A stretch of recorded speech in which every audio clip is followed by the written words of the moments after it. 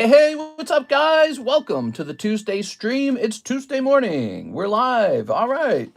Here we are. We got more stuff. We're starting at 11:23, a little bit later than we're supposed to. We're going to say,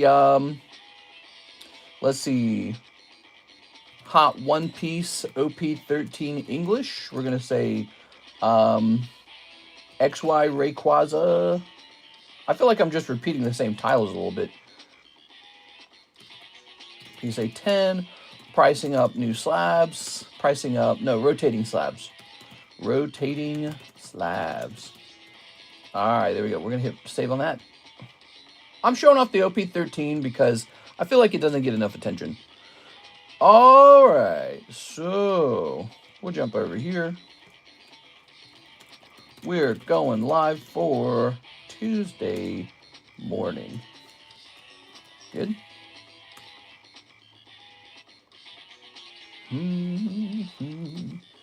Let's go ahead and grab this. Good.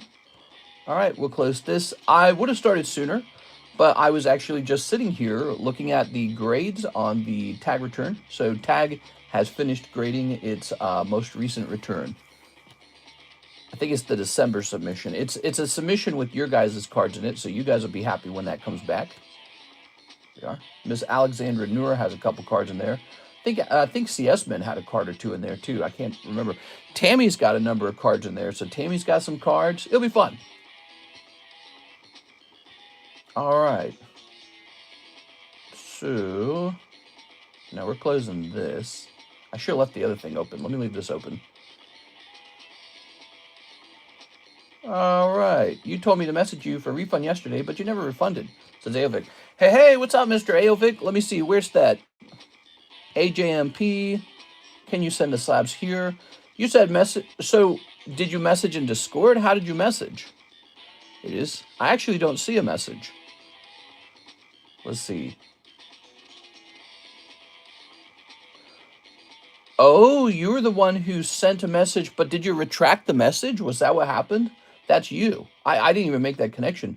But it looks like you might have tried to message me, but you didn't actually. You must have like deleted it or something. We are. All right, let me go ahead and delete this. Let me go ahead and how can I pay you back? Zelle's tricky to pay back on. I can try to log into it.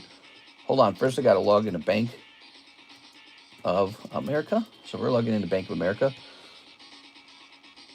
Let's see. If you have a secondary payment option that I can send money to,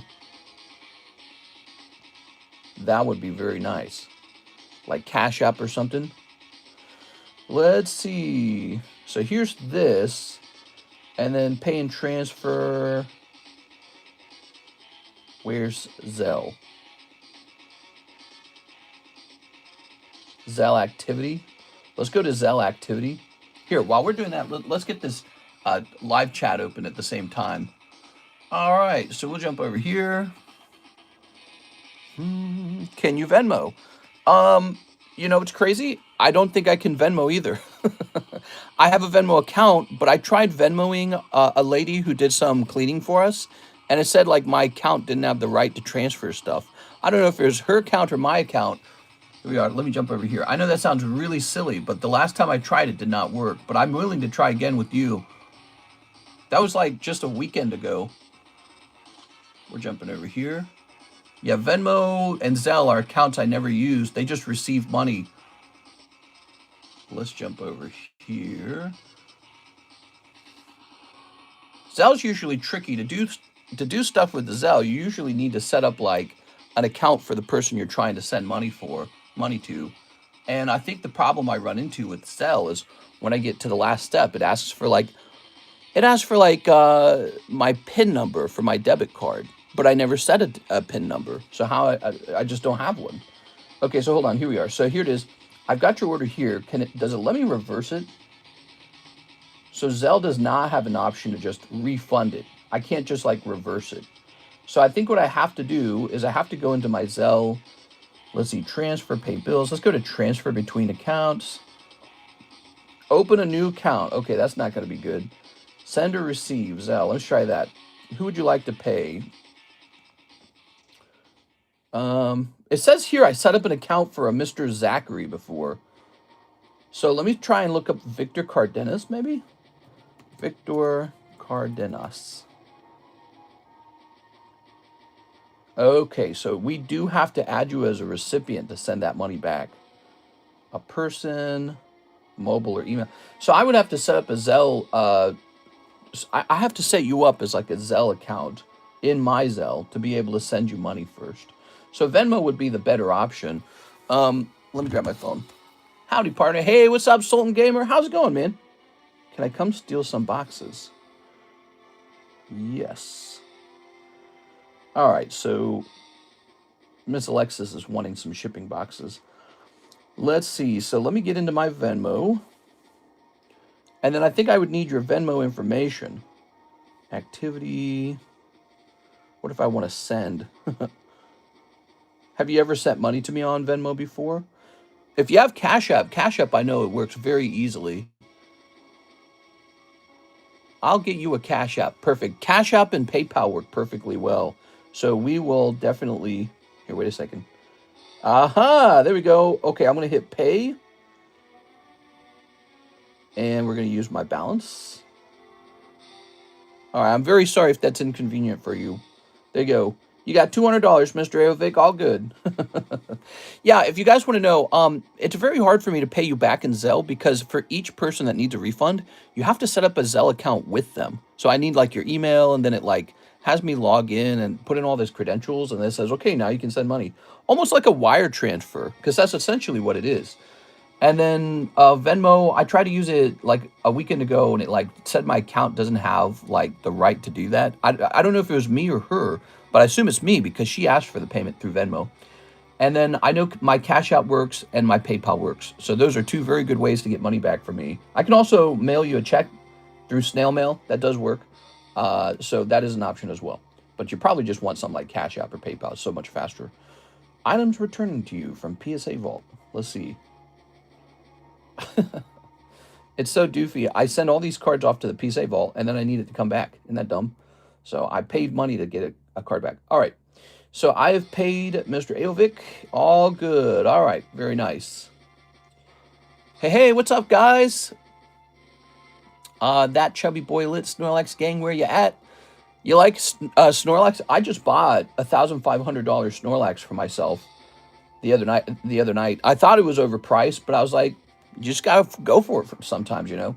If you think a card's really good, don't let yourself talk yourself into believing it's overpriced, because it's just the way it works. When a card is truly nice, it is expensive. It usually hurts your wallet. Anything that's really nice hurts your wallet, I promise. There's no nice cards hanging around that are just like dirt cheap. It's not a thing. All right, so let me plug this in real fast. I'm going to plug my phone in.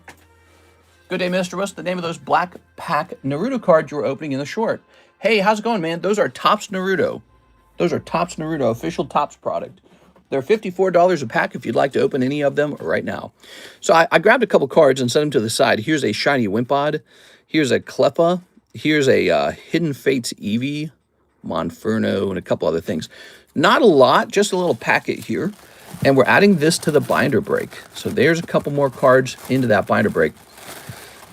Binder break. There's one spot left in here, and then it goes off. One spot left. Okay, binder break. I should have put that in the title. Binder break close. Maybe I still can. Hold on, wait a second. Binder break close.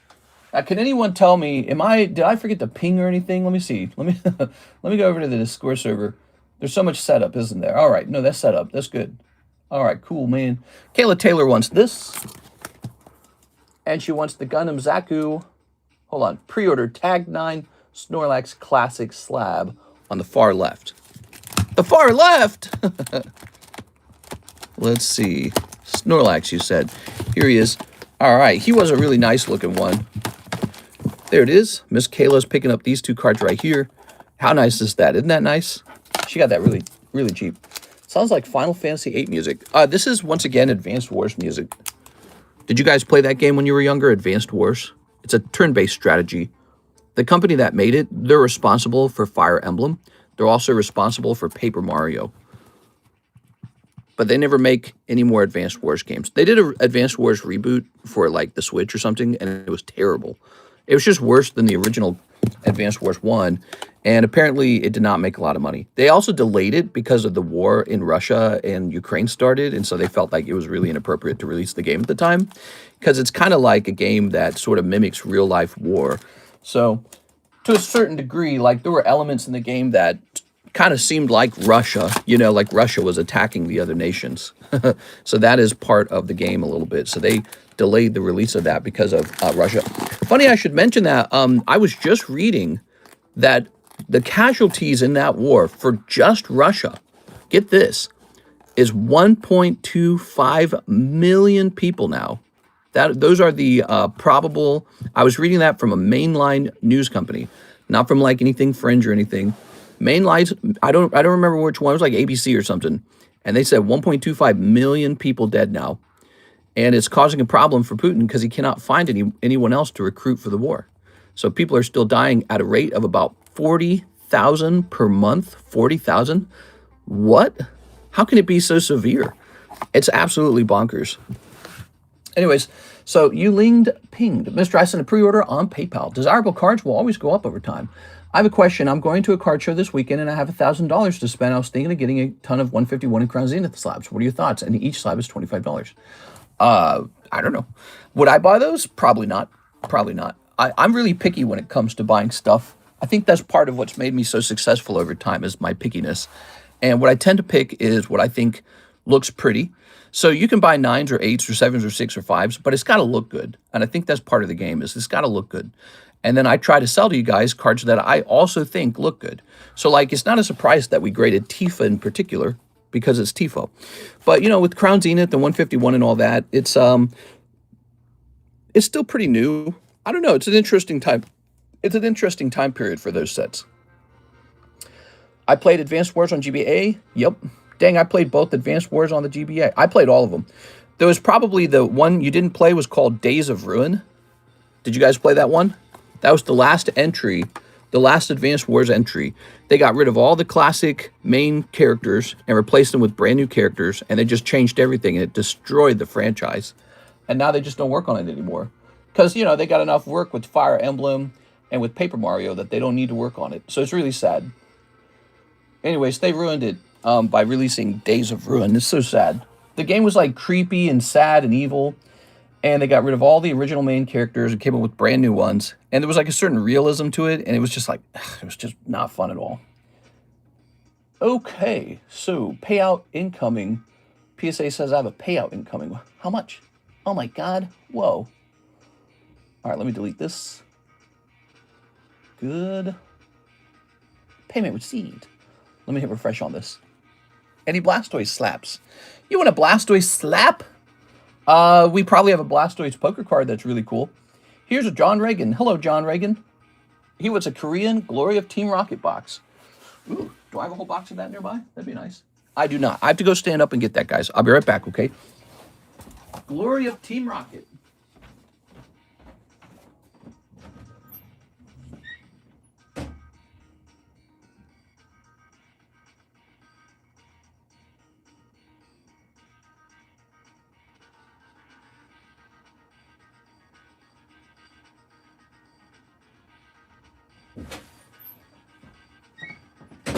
All right, here we are.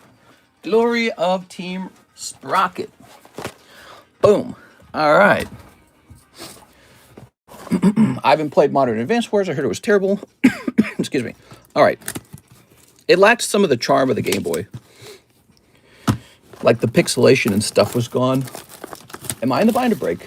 Ooh, let's see.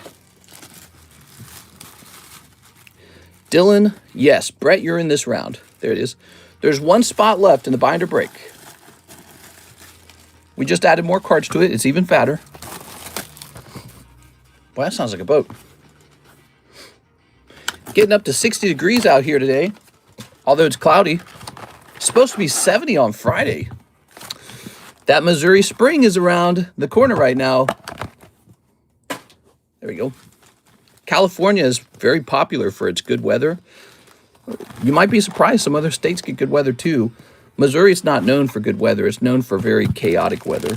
But we get good weather in the spring and the fall, and it's to die for, man. Are you ready? I always start getting games that are not all about microtransactions. You know, it's game companies trying to become millionaires and billionaires. Everybody wants it. There we go. It's ironic you would say that, and I'm over here opening up, you know, a Pokemon RNG booster pack. This is basically a loot box. You know what I'm saying? There we go. Look, a game can get away with all forms of microtransactions and yeah, monetization, as long as I'm truly enjoying the game. You know, you actually have to enjoy the game. There we go. All right, what we got? Here's Nido King. Here's a cool one. Here's Regirock. We hit an all-time record here in Rhode Island yesterday for about 32 inches of snow. Oh, yeah, I heard about that. There was going to be like a surprise snowstorm in the East Coast. Crazy. Okay, gone are the Game Boy era days. Apparently not. I mean, apparently Nintendo's releasing Fire Red, Leaf Green. You know, if they were going to do that, I wish they'd started out with Pokemon Red, Pokemon Blue, Pokemon Yellow. I would have liked that better, but it's all right. It doesn't matter. You guys going to play that? I don't think I'm going to play that. Fire Red, Leaf Green. Actually, I never played that. I never played Fire Red, Leaf Green. I felt that it was sort of a remake that I didn't need to play, because I played all of Pokemon Red and Blue, and I played Pokemon Silver. Now, I heard it was a nice remake, but I just didn't feel like I needed to. Ooh, Spidey-Ops. Boop. So you got Regirock and Spidey-Ops. Anyone getting Crimson Desert? Gone are the Game Boy games. Game Boy days. Ooh, look at that wheezing. I'm actually playing Gears Tactics right now. Did you guys ever play that game, Gears Tactics? It's another one of those like XCOM type games. A lot of games like that. Turn-based strategy. Here we are. Cold. Here's Persian. Meow. Cold. Spidey-Ops. I just bought Game Boy Color and Pokemon Crystal. Fire Red is peak Pokemon, bruh. Go play it. Yo, look at this. Ooh. Very nice. Cold. I like the Tyranitar Hollow. He's so nice. Here we are. That's why I like those staff Tyranitars. I think I bought like 10 of those for the future. And then I'm probably done buying them for a while now. Here we are. Here's a Hollow. Here's a cold one. And here's Eradicate. Gears Tactics is good. Spent a lot of hours on it. Yeah, I think I'm getting close to the end of it. I do have some complaints about it. It does feel very repetitive. It's like, go save these gears. Go gather these chests. Go hold this King of the Hill point. So they just have the same quest over and over and over again. And that's one of my biggest complaints. Also, another complaint with the design. I don't like how strong grenades are in the game. It's like, it doesn't matter what weapon your particular character has, as long as they have a grenade, the grenade's like 50 to 60% of the kills in the game. So you just give every character a grenade and it's over. You just rotate between grenades, literally. Whittawee. Whittawee. Here we are. All right. So yeah, I don't think it's as polished as it could have been. There we go. They don't give you like enough weird challenges. Like the spider in the early levels was good. He was a good challenge. Ooh, the Brumac was a good challenge. But there's just a whole bunch of grinding. It's just like, go gather this case. Go free this gear guy. Mr. John Reagan, thank you. By the way, guys, these rocket packs are only $2 each. So when people say you can't afford the hobby, they're somewhat right. But it's not like it's impossible to enjoy Pokemon card collecting either. You can just enjoy it in another language. And it's still the same authentic product. All right, you just got to be a little open-minded to other languages. John Reagan. I don't get these people who rather pay for the subscription for a lifetime than paying $20 one time. What are you talking about? You talking about, like, Game Pass? What is he referring to? Here you go, John Reagan. Have you noticed PSA being harsh on grades? Yeah, we saw the latest PSA grades. So we have a PSA return coming and a CGC return coming, and they're both riddled with harsh grades. So the latest tag return has been revealed to me. The grades have been revealed, and yeah, they're just super harsh, man. If you see a tag 10, please appreciate it. Tag does not hand out a lot of 10s. They hand out 9s. Like these guys, $30 and $20 Mimikyu. Houndoom for 30, Mimikyu for 20. Maybe this Houndoom should be for 20. They hand out 9s all day long. They do not like to hand out 10s. They're very picky. I mean, we're getting closer to a point where all grading is basically like Beckett grading. You know what I'm saying? Like Beckett was always known for being harsh. And now we're getting to a point where all the grading companies are equally harsh. They're all just really harsh like Beckett. But at least Beckett hands out a black label, you know what I'm saying? I don't know. Beckett's still probably slightly harsher than the others, but it's getting close now. It's getting pretty close. Hold on, I'm redoing this because the little label keeps falling over because it's too heavy, because it's like 3 stickers. From red and green coming out. Oh, you're talking about because Nintendo has a reverse compatibility subscription. We shouldn't just call this the CS break, should we? Let's call this $30, 1 in 10. And what should we call this?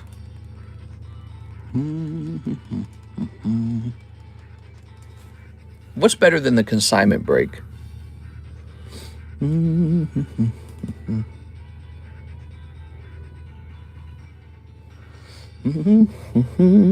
I can't think of a good name for this at the moment. All right. Put this in there. And we'll say at one.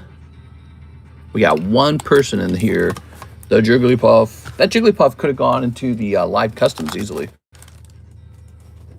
Can you guys think of a cool name for the consignment break? This is also a consignment break, this Darkrai. Ooh, look at this Starly. That's nice. All right.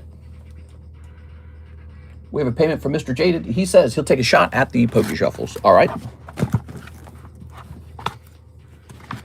I sent you a Discord message, says Mr. Whipple. Ooh. Truer words have never been spoken. English is cool, but not needed to collect. Here it is. Yeah, I see people all the time complain about the price of a PSA 10 online. They're like, the hobby's ruined.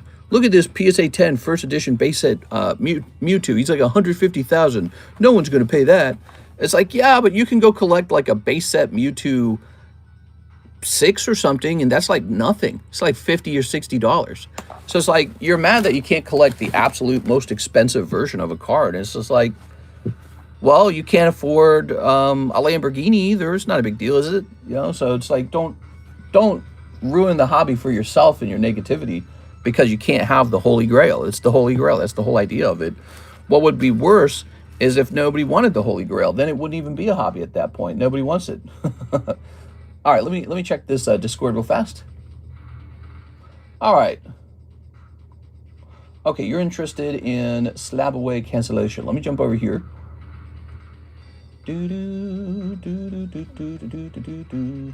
So you have a J.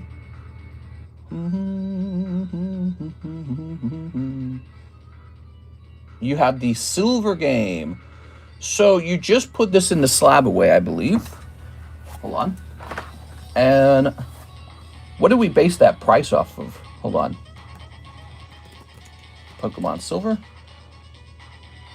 I don't know what we based that off of. Ah, wish my computer wasn't so slow.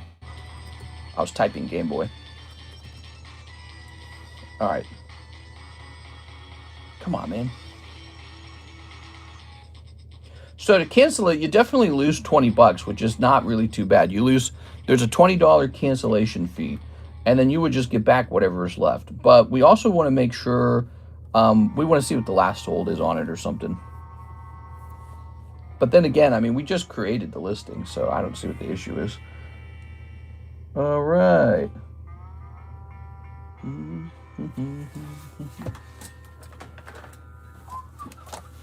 Let me grab it. All right. Yeah, I think I can just cancel it for you if you're wanting to cancel. I don't mind. speaking of Lamborghini, there's a Lamborghini on the table for sale. So you would just get the original amount back minus $20. And of course, you don't get the original $20 down payment back either, by the way. Let's see.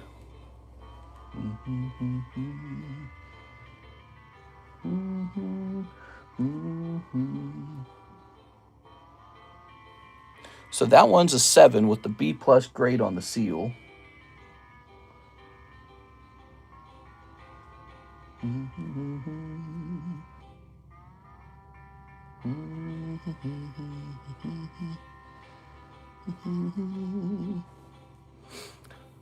We found one on eBay, I believe, when you priced it.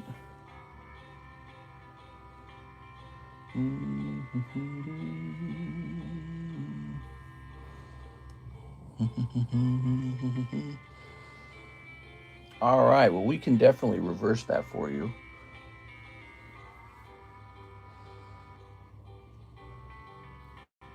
So I was just doing a little research. All right, so let me go ahead and put this back here. So let me work on that when there's like a slow moment in the stream or something, okay, if you wanted to cancel that. There we go. All right. It'd be interesting to regrade this with PSA, don't you think? Because, you know, CGC, this is the old blue CGC label. I wonder how harsh of a grade they handed out to it. All right, I'll toss this up here. Very good.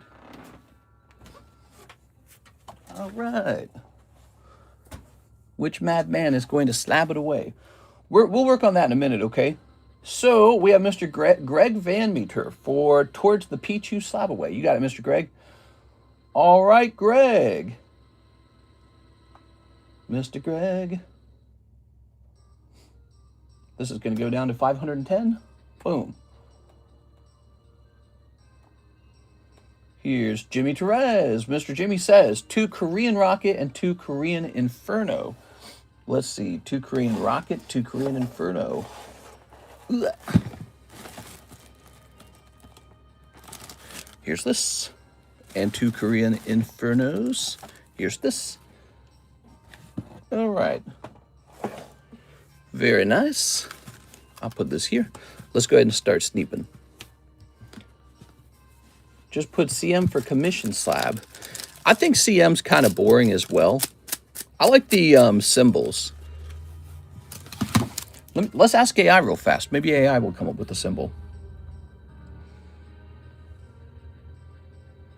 Hey, what do you think would be a good symbol for a consignment slab? Like Pokemon card-wise. All right, we'll ask AI. Let's see what AI has to say. Jimmy Therese. Hey, what's up, Jimmy? Here's Reshiram. And here's a cold one. And here's a cold one. And here's Infernape. All right, there we go. 2 cold ones, Mr. Jimmy. We got 2 hollows. Who doesn't want 2 Korean hollows? All right, Jimmy Therese. Hey, what's up, guys? Take a second to smash that like button for the Tuesday stream. It's Tuesday again. How did we get to this day? Freaking Tuesday, bro. Okay. Let's see. It's giving me some options here. All of these are bad. The context is that it's a Pokemon card slab that I'm selling for someone else, and we're trying to put a little symbol on it to make it clear that it's a consignment slab. It only gave me bad options. AI is not that helpful sometimes. Okay, let's see. Put a C on it. Oh my god, dude. Nah, these are horrible options.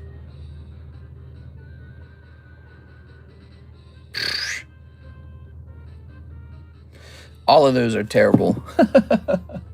All right, who can give me a symbol for the consignment slab? We're done with Mr. Jaded. We're done with Mr. Jimmy. Next up, we have an order from... Oh, we already did this one, right? We already did the Greg order. Thank you, Greg. Let's check the website. We have to check the website. Actually, are we in? Yeah, we're in that. Okay, good. Let's check the website. A ticket emoji. A recycle sign with the $. Sometimes ChatGPT is a big letdown. A bank emoji.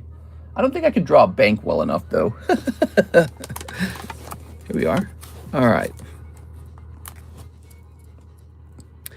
What are we trying to say when it's a consignment slab?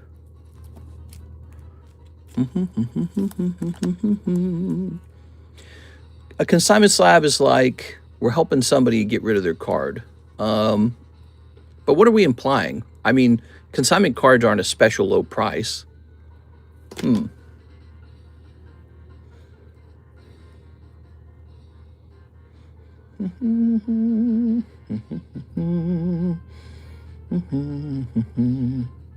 I can't think of anything. A gavel like it's an auction, a diamond, a bank emoji. Draw a dick like some college frat boy. A picture of yourself. I'm going to draw you a consign symbol and send it by mail. We have a symbol for the heartbreak slab. This is the one that you're sad because it gets away. We have the rare candy slab. I love both of these. These are really fun. Heartbreak and rare candy. Right? Rare candy is just expensive. Heartbreak is, it's really a good card that you're sad got away. Let's see. The trade slab just says trade. It's not complicated. The manga slab just says manga. That's not complicated. But what should this imply? What's the hook? I don't feel a hook on it. I'll have to think about it. Here, move that over there. It's a new day. How's it going, everybody? I hope you guys are having a great Tuesday. Let's reprice this Voltorb Cardos real fast because I think he costs more than 42 these days, but maybe not. Cardos. Voltorb? Why is it's some loud machine out there? Why is Pokemon better to invest in than stocks? Well, I don't think it always is. It just happens to be really good right now. Oh, this price is correct. 42 is correct. Okay. Never mind. I thought he was more expensive than that. I mean, he's a really cool card. The minute I see him, I think he's going to be expensive. Here's a nice Mega Gallade. Here's a nice, hey, pal, you just blow in from Stupid Town. Okay, that's great. I really like that, actually. Okay, so those are some 9s. Let's put this into order over here, and we'll remove this as well. So there's a Zygarde 8, huh? I don't think anyone's buying that Zygarde 8 for 30 bucks. It just seems like it's too much. Imply to never sell. I'm so smart. A swap symbol. Yeah, so I thought maybe like a blue trade symbol. That came to mind. Yeah, swap, trade. This Zygarde shall be just $16. Here it is. I'll leave it up on the table a little longer. Diglett 9, huh? Sunburst. Cosmic, whatever you want to call it.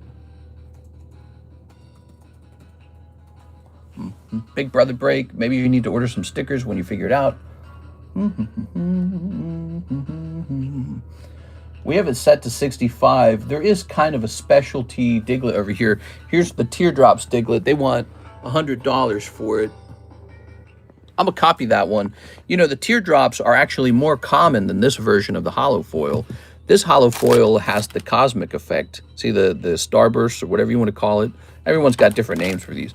Well, that's basically print wave 4, and it appears to be the rarest print wave for Topps Hollow. So it's a very rare slab. Got a 9. Could it regrade into a 10? I got to see it up close. Why did it get the 9? Because you got to wonder, what if I send this off to CGC? Will they just be nicer to it? It's going to be like a small issue, isn't it? Well,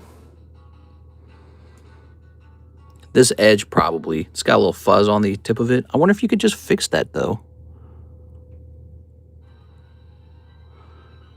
I'm not going to mess with it. You know, I always contemplate, oh, wow, look how nice the screen looks right now. The screen looks so good. I always contemplate fixing these cards, and then I go, you know what? I don't got time. Somebody else has time to fix cards all day, like crack 9s and try to fix them. I just don't got time for that. But if this was cracked and somehow you got it to grade 10, this could be like $500 pretty quickly. So this is Diglett. He's been reset to 100. Get the double dot, implying that the price doesn't need to be looked at again. Okay. Now Zygarde's on the table here. Full picks. Let's see. What's back here? Oh, this really pretty Haunter for only $3,000. Here's Fred. So this is from the Halo Legacy collection from Upper Deck, and it's actually a numbered card.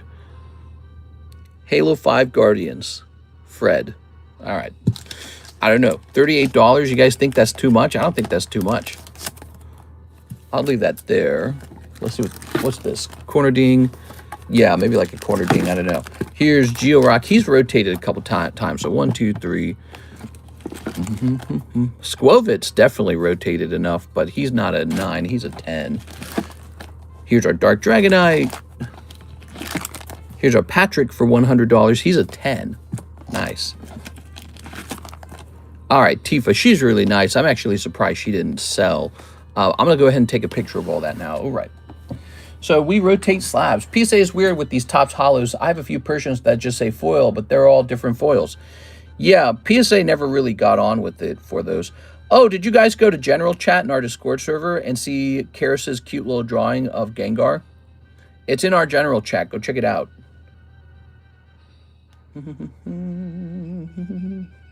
Did I just get a message from you, Jeff, inquiring about the red blue box? Let me take a picture of this. We're going to go to 9s and lower.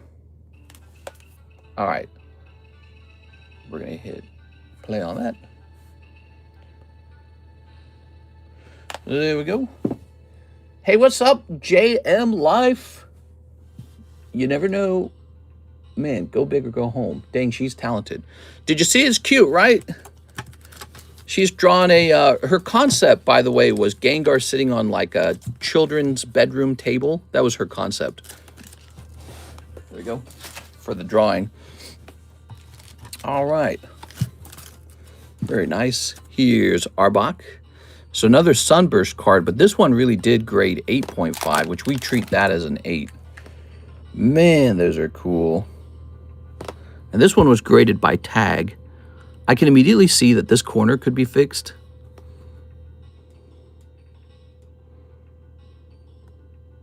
Yeah, this corner needs to be flattened. See it? The other thing I'm noticing is there's an impression up here.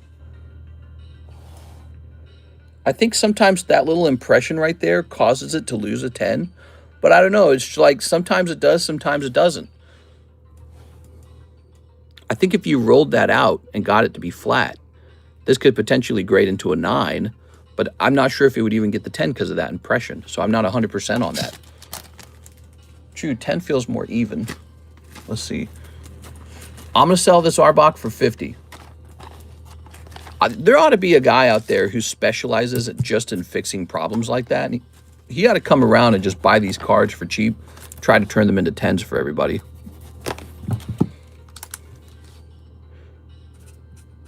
Okay, so that's up to date. Okay, we've got, can't get cheaper than $16, I'm afraid. Here's Duskull. Duskull 9, huh? I just don't think anyone's buying a Duskull 9. I really don't. So we are doing price upgrades. Okay, that is now $16. Dark Golduck 8 for 24. He's gonna stay 24. He's vintage. He's cool. This guy's 35. All right. Not anymore because he hasn't sold, so he's gonna be way cheaper. This card is really cool. It's actually from Pokemon Wild Blaze, which is an XY era set. Okay, so $16 for that. And here's a Trico 9 from the Giratina half deck. He stays 25. He's good. I like that one. People have restoration businesses, and they charge a lot to fix a card. I mean, you kind of have to, so that it's not, you know, so that it's worth your time, basically.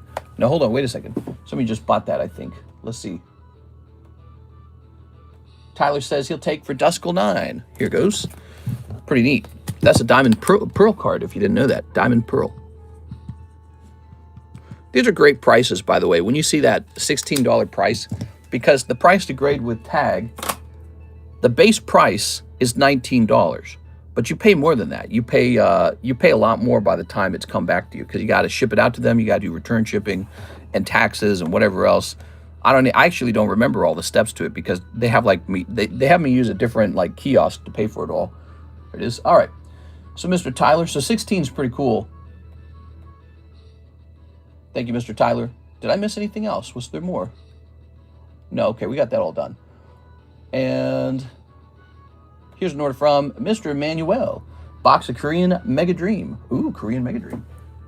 I sold so much Korean Mega Dream. This stuff is so popular. But before we go any further, let me try and respond to Mr. Jeff Leon about the red blue box. So give me a second. Pokemon Red Blue Charizard box.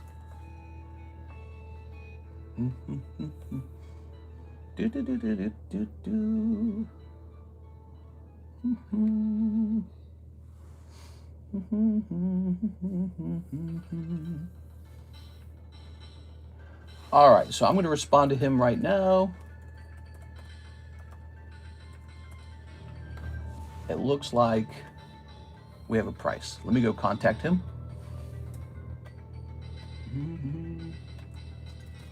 Oops.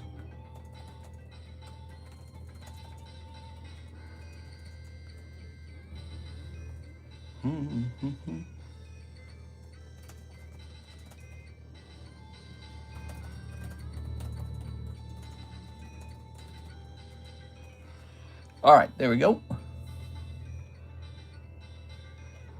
So back to the Mega Dream. Fixing cards is hilarious to me. How's that clean card going to look in 5 years? Well, so that's a great question. And I think there's a big difference between cleaning a card and simply unbending a card. There's a huge difference. As it turns out, cards can just be unbent. That it doesn't require any kind of cleaner. It doesn't require any liquid. It doesn't require plastic filler, you know, which is some of the tricks they're using on these cards. And honestly, when a card gets affected by liquid like that, it should be considered manipulated, doctored. It should not receive a 10. In fact, it should receive a don't buy this card, it's been manipulated grade. That's what it should get. So it should be considered altered. I think that's the term a lot of companies use, altered. So if you use a plastic filler liquid to fill in print lines and stuff like that, that is an altered card. But if your card has like a slight bend in it, and all it really needs is some pressure to unbend, that's legit. You got to consider that legit. If there's nothing left over, that's no different than taking a warped card, putting it between two books, and waiting for it to unwarp. So I got no problem with that. So I think there's a fine line between altered and non-altered. And the moment you start putting in plastic fillers on the card, it's altered. You just altered it. All right. I think also there's scenarios where like maybe the edge of the card has some like fibers left over on it, like cotton or something, cardboard fuzz. If you can just rub that off, like just kind of pick it off of the card, who cares? You know, it's just leftover stuff from the card that used to be next to it. So I don't consider that to be a problem either. You're not really affecting the main card. You're just picking off some. What is going on out there? There's some really loud noises going on outside. Somebody's doing something. I can't see it from my window though. Sorry, okay, so I got distracted there. But yeah, so the moment you start putting in a plastic filler, I believe you have cheated. And that card should get the altered grade. And it's scary to think there could be some really expensive cards hitting the market right now that have been altered, and these companies aren't checking for that. Really a kind of a big deal. That's why, you know, everybody's talking about how much better the new latest PSA certs are, but I am finding a new way to value the old certs. I'm realizing none of those cards were being graded during this time period where people were doctoring cards. So if you have a really good looking card with an old cert, you probably have a better chance that A, the card is not a fake, and B, the card has not been altered. Wow, nice, dude. Look at this. He pulls Inferno X. Charizard, so cool. Rolling out lips is fine. Flattening is fine. But polishing and adding solutions, no thank you. Yeah, that's they have a term for it already. It's called altered. And that's definitely not a 10. It's not even a 1. It's a whole different card at that point. All right. A lot of people don't want that. It's not like a counterfeit, but it's kind of like a counterfeit. You know what I'm saying?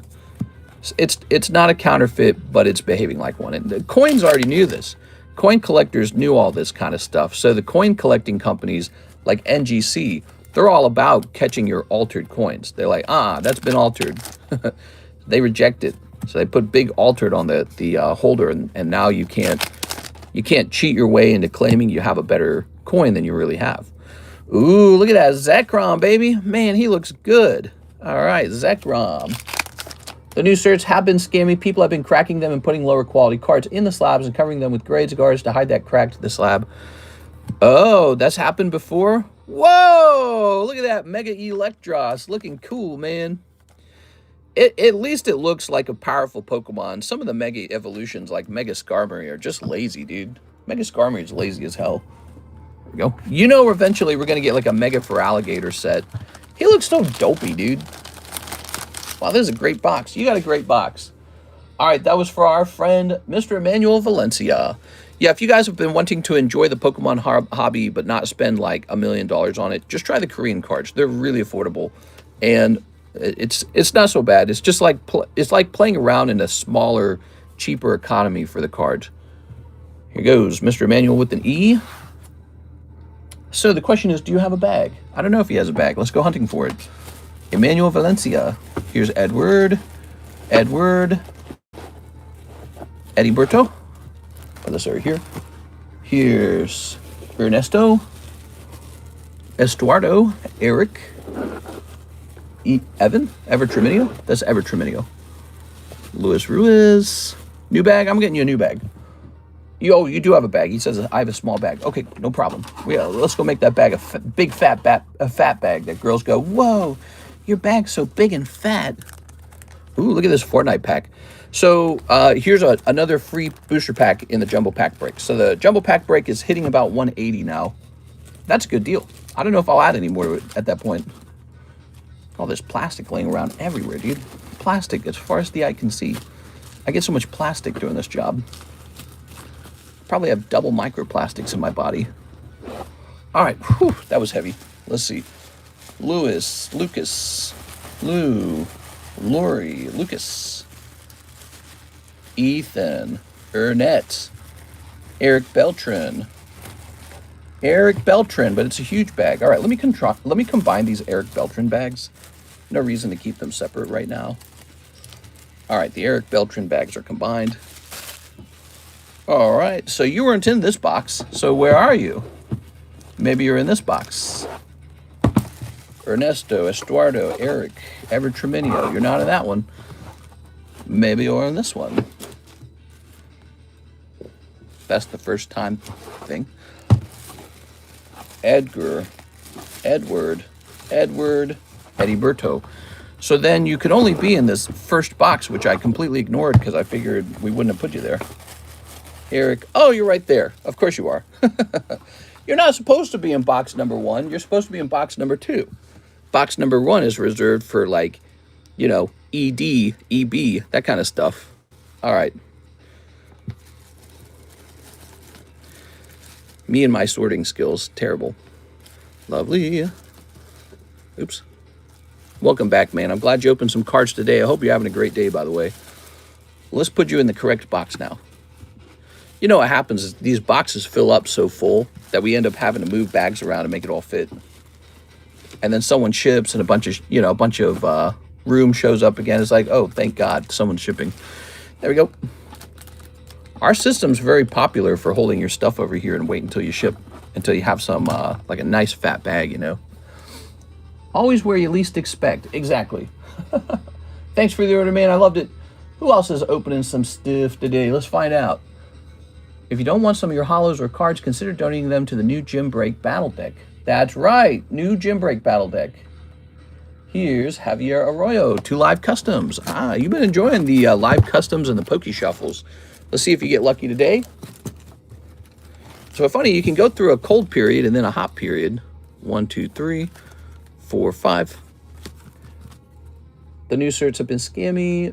Let's see. Did you snipe the woodpecker yet? No, we haven't done anything about the woodpecker. We don't know what to do. Cold and... Ooh, that'll be 2 cold ones this time. All right. Sometimes they're hot, sometimes they're cold. Sometimes they're in the box, 9 days old. All right, so here's a Flaffy for $16 if you guys missed that. I think I'm going to take a picture of this now, guys. It's a great little round. This is going up into the 9s and lower channel in the Discord server. Click. All right. This whole row, not just the 3 you can see on camera. Yes, so in our Discord server, you can go shopping for Pokemon cards. Did you know that? We're lowering the price of some of these. Not all of them. Let's see.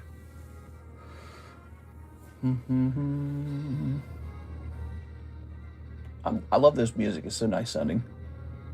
And we have no orders in the queue. The queue's empty. I'm going to show off the breaks now for you guys. I think you're familiar with most of them. So we have this heartbreak. We have the Psyduck break. You know about those. This is the consignment break. We don't have a symbol for it yet, but it's this really nice vintage Jigglypuff. Here's the manga break. Here's the trade break. You can give up your junk cards to get into this one. You know, this is a Cardconomist 9. You wouldn't have to give very much up to get in this. It's all kind of, you know, when you're negotiating to get into one of these trades, it's not like, it's funny the way it works. Like if it's a really good one, it's tougher to get into. You got to give more cards up. If it's a junky slab, you can get in there much easier. But that Candace is probably actually a 9. It's a nice looking Candace, but it's a cheaper slab because it's a TCC slab, isn't it? So here's a gym break. And here's another gym break. We've got 2 gym breaks running, Darkrai 10 and Mega Swampert 9. 2 options, 33 and 32. So those 2 gym breaks are there. That's the Nidoking, very desirable to get into. The new sub list has started. Somebody's on it, and it's just going to take a while for this to go off. But, you know, last chance maybe to get a card like this before it becomes completely unavailable price-wise. I mean, it's just going to be beyond possible to get a card like that. So somebody's going to get him for like 40 bucks probably. Here's the pack split. I believe there's like 4 people in here. We need 6 more people. Ancient Origins, 24 out of 10. It's such a good set these days. I mean, there are so many cards in here worth so much money. Even a good reverse holo could be worth like $300 to $500. It's pretty amazing. We now have a drill card. You can donate money to this My Little Pony card and get it destroyed. So that's fun. Donations. Do we have a card we're giving away today? I think I have a card that I need to give away, don't I? Oh, we gotta finish this, the 200K giveaway. So we're gonna do that. Here's eBay, second YouTube channel, the Ancient Origins box break. We can throw that away now. I always leave that up for a little while in case someone needs to see it. Discord, Mega Sublist, Nidoking. Ooh, I need a drink. Oh, there's 2 people on the sublist. All right, so there's 2 people on that Nidoking sublist. I'm not surprised. He's one of the fastest moving breaks.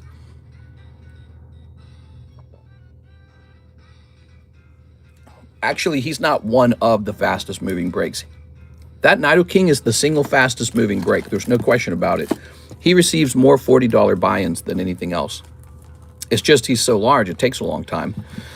All right. Oh, and finally, this guy down here. It is our beautiful Astral Radiance box break. Has like 5 or 6 people in it, but we still need like 8 more. So there it is, Astral Radiance, everybody.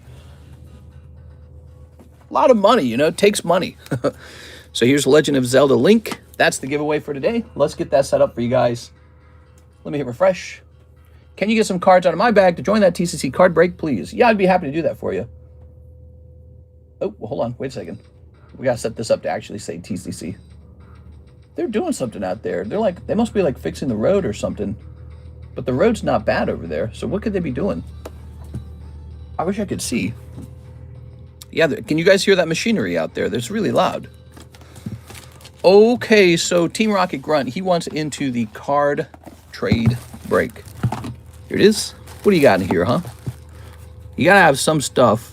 Here's a Suicune. I don't know how bad you want to hold on to that Suicune. Punk Helmet. Maybe you don't want Punk Helmet. Here's some holos. Now, these are Celebration holos. Surfing Pikachu, Surfing Pikachu, Surfing Pikachu. Larvesta. Yeah, Hawlucha. I don't know if you want him. How does that look right there? That pile right there. All right. The Astral going to break a lot of hearts. Yeah. I like that term, the heartbreak break. It's a very funny term. Here it is, the trade break. Did you guys know we have this thing that is called the trade break, and you can trade your cards in toward it to potentially pull it for nothing more than the value of a couple junk cards you didn't want. All right, here you go. Thank you so much. We're going to count that as quote-unquote $5. Let's go ahead and get you a spot in there. I hate this. I hate this down here where I messed up the 5. It's like a sin. It's like I've sinned against God or something, and I've drawn the 5 poorly. It looks so bad, it makes me want to rip my teeth out. I got to be a little bit like my mom. I can't stand looking at it. Like, it just makes me so angry. Like, I'm going to start shaking over here because I can't stand looking at how it looks. We are. She was the same way. She was so tough. There we go. At least I'm a little bit aware of it. But she had like OCD or something. There you go. It looks so much better, dude. Like, I can breathe now. There we go. All right. Let's go ahead and put this over here. Very good. All right. It's probably a good personality trait for running a little card shop. Maybe not for having 11 children. Here's Team Rocket Grunt. All right. Oh, where did we just put our... Look at this. You're going into the giveaway as well, Team Rocket Grunt. Pretty good. It's a good deal for you. Okay. Shorten a little bit to the left. Stubby a little bit to the left. The Nido King will always break a lot of hearts. Yeah, the Nido King's a big deal, actually, isn't he? So let's grab a couple more slabs, shall we? Let's grab a couple more slabs out of the rotation box. We got to get these... Oh, man, that rotation box is huge.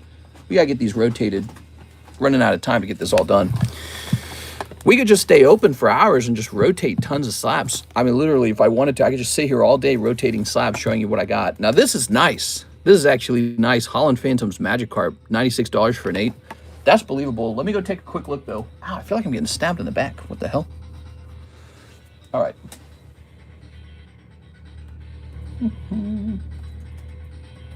Holland Magic Card. You know what? The cheapest one on eBay is actually... So the cheapest PSA 8 is now 100 and... Oh, that's a 1. That's a 1. Let me check sold. So the PSA 1's 150. Oh, here it is. On January 18th, the PSA 8 sold for 100. Now that was January. Oh, here's another one. So on February 18th, that was like a week ago, he sold for 110, and now there's none available. And the price of the PSA 1's 150. So his price is going to change. He will actually be going up. And this is not a surprise. These Holland Phantom cards have been just doing insane. Like they're some of the best appreciating cards in the entire hobby for some reason. And it's not a surprise. They're from the Gold Star card sets. So, you know, there's a Holland Phantom's Gold Star Mewtwo or whatever it is. Where'd my stickers go? I lost my price stickers. All right, well, oh, there they are. Found them. All right, good. So this guy has gone up. He's appreciated while sitting in inventory. He's going to be sold for 150. Last sold for 110. Comparable prices for like a PSA 1 is 150. I also saw a PSA 7 also for 150. So ours is an 8. Ours is an 8. All right, what's this? We've got Halo Combat Elite. That's really nice. $25. I actually feel that's appropriate. I just think, you know, maybe we don't have like a big Halo audience. This would probably perform well on eBay, where everybody who loves Halo would be looking. But we mostly have Pokemon card buyers.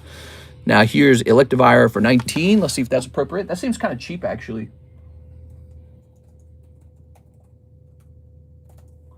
Electivire, what, 180? It's tag grading Red Cat. Yeah, that's tag grading. That's right.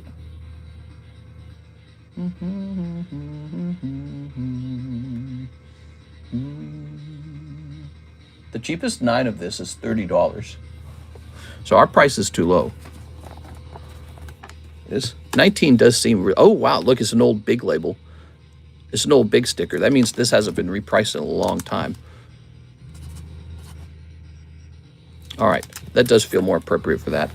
So look at that. We got some nice subs here. So we got the Halo Flood Combat Elite, Electivire, and Magikarp. All really nice. You saw price increases on 2 of them. Sometimes prices go down. Sometimes they go up. Here's a really cool yellow bordered Arceus. And this is a Black Star promo from the XY era. He's probably really expensive at a 10, but this is just an 8. Arceus XY116. What are they doing out there so loud, dude? Yeah, cheapest one of these is 100. Do we have like a last sold, though?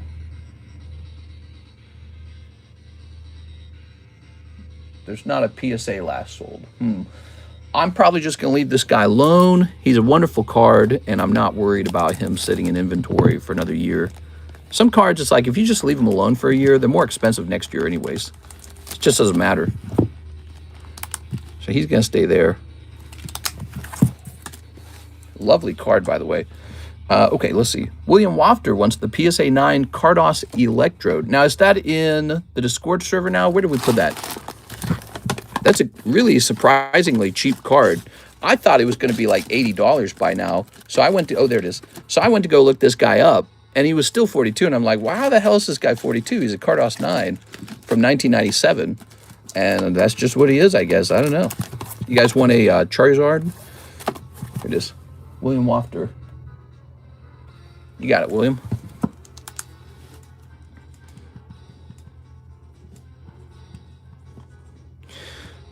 Okay, there we go. I can no longer show off my 3 Charizards together because I've sent them to the vault. This one's still with me. Should I send this one to the vault? The PokeRev one? I'll probably send that to the vault. All right. I can't decide, dude. Once I've sent all of my card to a vault, I can't make any videos about it unless I buy like a lower grade or something. I don't know. Javier Arroyo, 11 Hollow Shuffles. You got him in. Hollow Shuffle time, baby. Let's see what we got. What do we got in there? So 11 of these. 1, 2, 3. 1, 2, 3, 4, 5, 6, 7, 8, 9, 10, 11. Good luck in there. Now, as you guys know, when you buy 10 Poke Shuffles, you get one for free. That's why he gets 11. So buy 10, get one free. All right, what we got? Only the Poke Shuffles have a deal like that, so they're pretty popular that way. Oh, double hit in there. Let's see what that's worth. So what he's looking for is for his 2 pulls to be worth more than $50. Oh, they're both 9s. All right, we'll see what they are. A couple 9s have found their way into the box recently. That's because we're doing rotations on 9s. So I got all these 9s at my disposal. But I try to pick really good 9s. 9s where you look at it and go, oh, maybe I will keep that. So let's see. What do we got? So here's the Ampharos, but he's only $20. And then Mimikyu, which is a good thing because when I put him in the box, I meant only 4 cold spots went into the box. Or 4 spots total, I should say that. So how about that Mimikyu now, though? Mimikyu.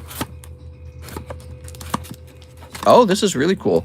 You got exactly $50 worth. All right, so the reroll on this would be like $45 if you want. What are you thinking? Let's show these off so you can see it up close. So this is cool. This is Delta Species Mimikyu.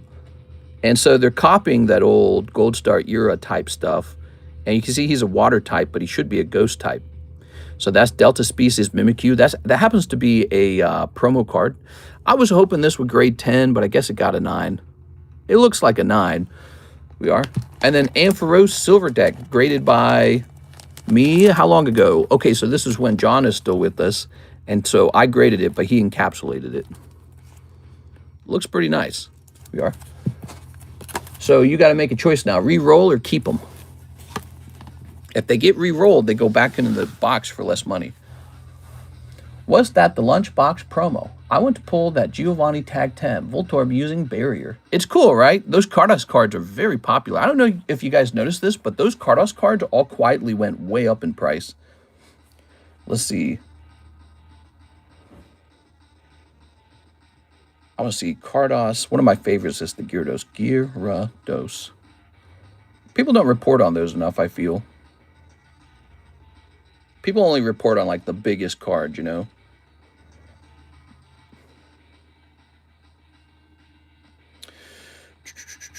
The last sold Gyarados. Looks like he was sold in December for $2,500. Wow. Look at that. Cool, isn't it? That probably was like $800 not too long ago. Okay.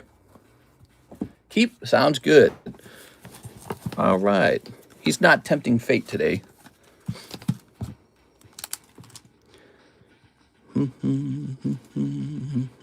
You got a lot of slabs, man.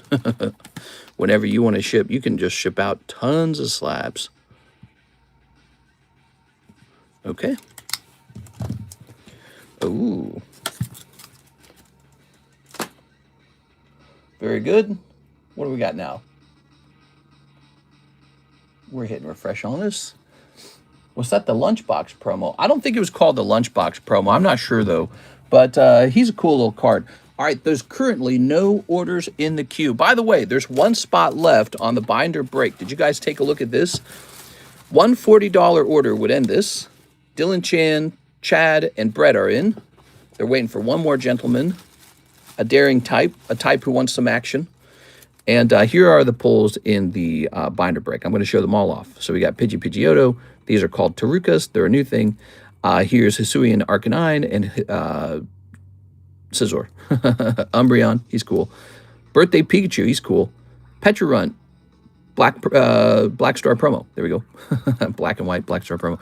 Ludicolo. Here's Suicune. Here's Reshiram. Journey Together. That one's good. Here's one of the best cards in here. This Rayquaza. So he looks really nice. He's probably like near mint. Here's Bulbasaur, Gyarados, Zapdos, Dark Raticate, which was donated to us by Mr. Ivan Rodriguez. Very kind of him. All right, so we don't know if that could grade 10 or not. There's these guys here, but, you know, usually when I put vintage in here, it cannot grade 10. Here's Hitmonchan, but that's why we call it the binder break, because all these cards, you don't have to grade them. You can just put them in a binder and look at them. Some of these cool poker cards, many of these poker cards can grade 10. Like these two guys right here will almost certainly grade 10. And they're just in there to add value, I guess. Here's Mew, Bill's Transfer, Dome Fossil, Hitmonlee. Like I have more poker cards than I have time to grade. Spectrier, here's Cardos. I was putting, you know why you see these black sleeves? I was putting together a new poker box for random pulls, and I just never finished it. And I'm not sure if I ever will. I might make the poker cards exclusive to these binder breaks and do it that way. Blaziken, he's cool. Here's Thunderous promo. Okay, here's XY Pokédex, Charmeleon. These holographic cards from the Sun and Moon time period are pretty neat. But this one's looking a little off-center, actually. I just got tons of hollows, so I just grabbed some and stuff it in there. The truth is, when you got cards, like less than, I feel like 1 every 50 holographic cards can actually grade 10. It's actually so rare to get one that can grade 10. Lopunny, kind of Pokemon Batman. So there's your Lopunny. Some old maid. These are fun. Here's Jolteon, Charmander, Dugtrio, Diglett. Just a bit of junk. Kyurem. So there's junk in here. Here's, what's it called? Like Buggy Beetle? I can't remember. Some Nikkei, hot, sexy girls. There's a little pig. Wee. Here's, here's some Korean junk. Victini Hollow. That's junk. Leafeon Hollow. Yes, I have hollows now from these trades, so I'm giving them back. Here's Wimpod. Here's Cleffa. So the Wimpod and the Cleffa are more serious business, though. Like, that's from Chinese Hidden Fates, and this is a Japanese Cleffa. Those are actually gradable. There's holographic Eevee from Hidden Fates. That's, again, kind of more serious. There you go. That's the current binder break. It's pretty fat. We just keep adding cards to it until it goes off. So if you keep waiting, then it'll keep getting more valuable. But if someone jumps in before you, you won't get a chance to jump in at all. So you have to make a chance. You have to make a decision. What do I do? Do I take a chance at it getting more valuable, or do I buy in finally? That's how the binder break works. We just keep adding. That's a fat bag. It truly is. Look at that. Now, the hits were all in the front, and you saw them. They weren't bad at all. There we go. All right. Somebody was asking about this. Why? I thought this was in, like, the Poke Shuffle or something. What happened here? How did this get removed? I don't understand. That was $80 for the pair. What's the Misty's Gyarados selling for, though?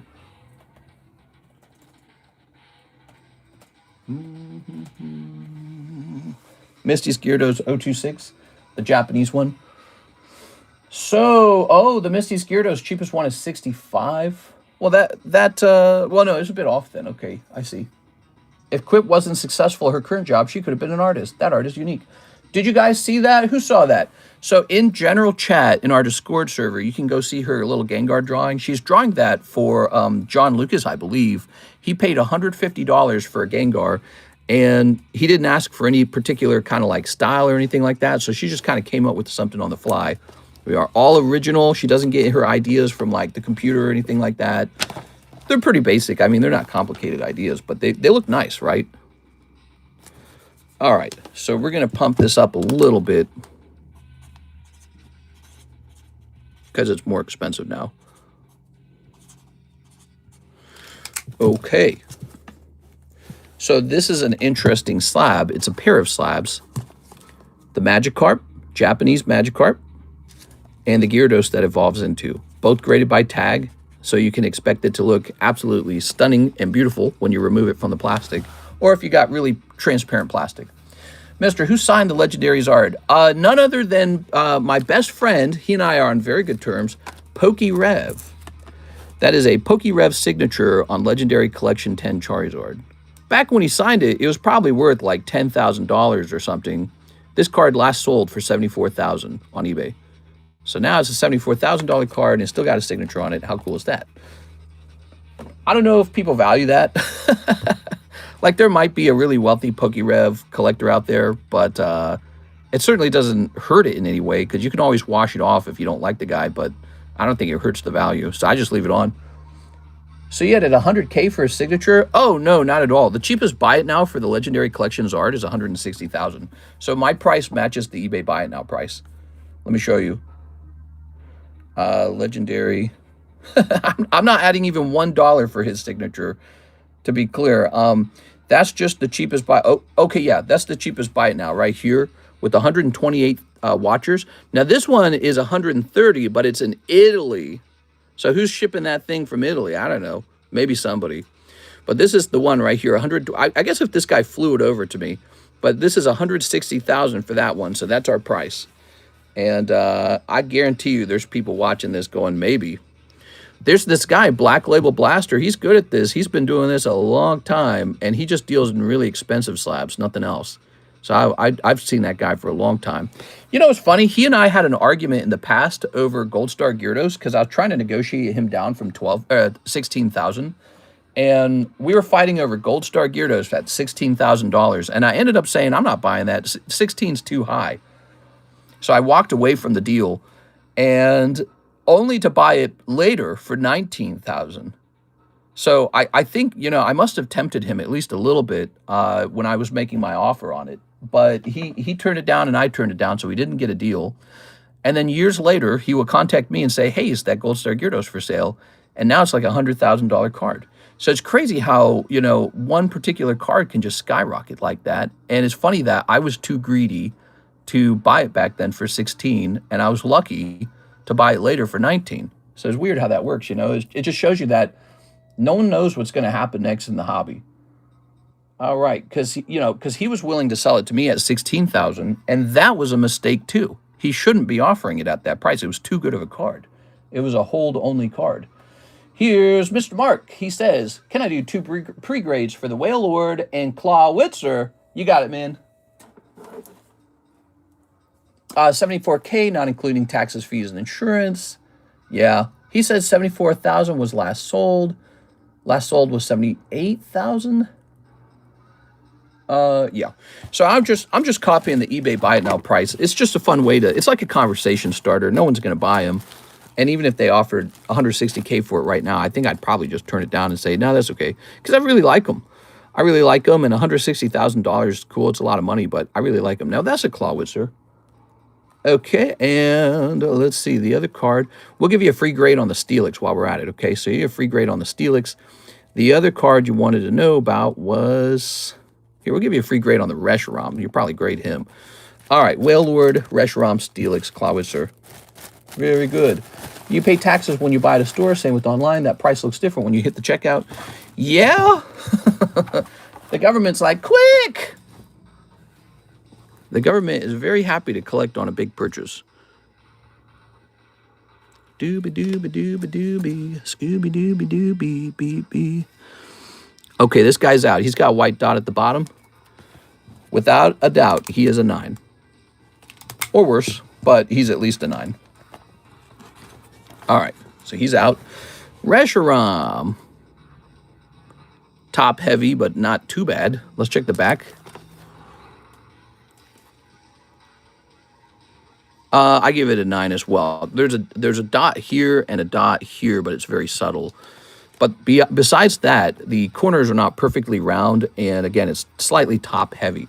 I'm gonna give it 9.5, but only 9.5, like not 9.5 plus. So I don't actually think this one will hit a 10. I just think it's a nice 9.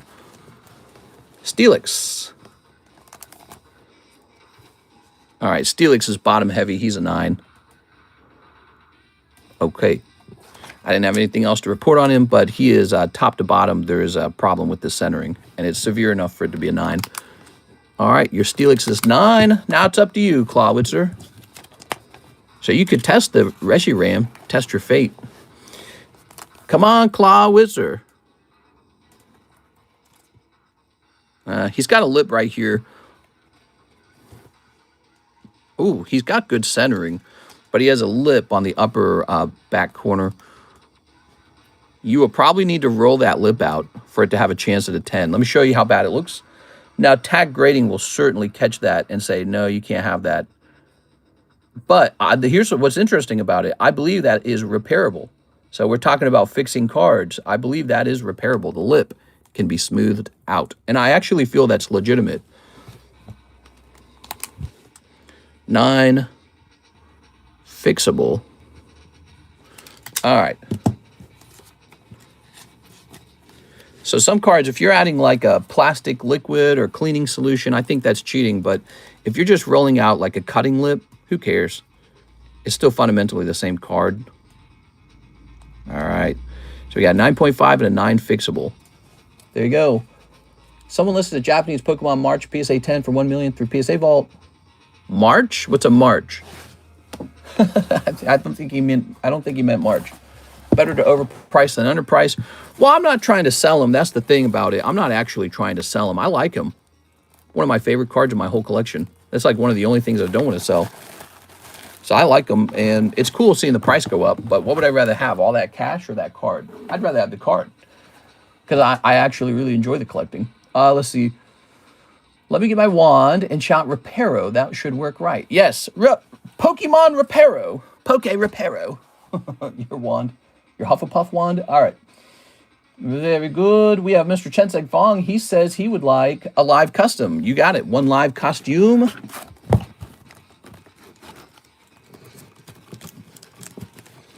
Okay.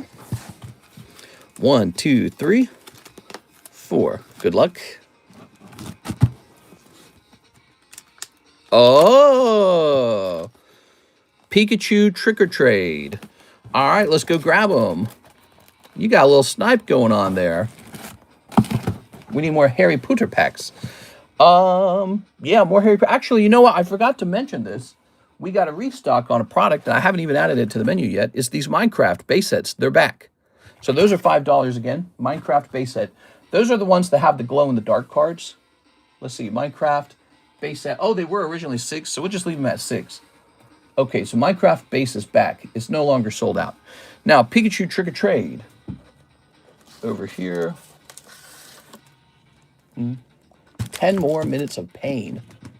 Mister, I'm in English class. What are you learning there? Like the English language? Are you learning how to read? What's even the point of that? Like, don't people have the internet? Can they just read? I swear, they just put you in school to learn like encyclopedia type crap. That's so antiquated. Schools are a huge ripoff. Enormous waste of money. Let's see. English class. My God, dude. Like, you can't read or something? All right, here we are. He's a $74 card. So you keep him or you re-roll him? What are you thinking? Okay, put this back up here. Pottery class? How do you get all your sealed stock? Distributor price? No, I pay a secondhand market price on them, okay? I have different ways of obtaining stuff, but it's secondhand market. Here's Pikachu. We're still applying to receive distribution. It's not done. It's a lot of work, actually. It is? Ooh. I really didn't work very hard on it for a while because I got rejected. So I once applied for it and they rejected me. And we're getting, it's called a reseller license. And that just takes a really long time, I guess. We are. Where's Theisman been? I haven't seen him in a hot minute. You hope he's doing good? Oh, he's fine. He's in school now. He's in jail now.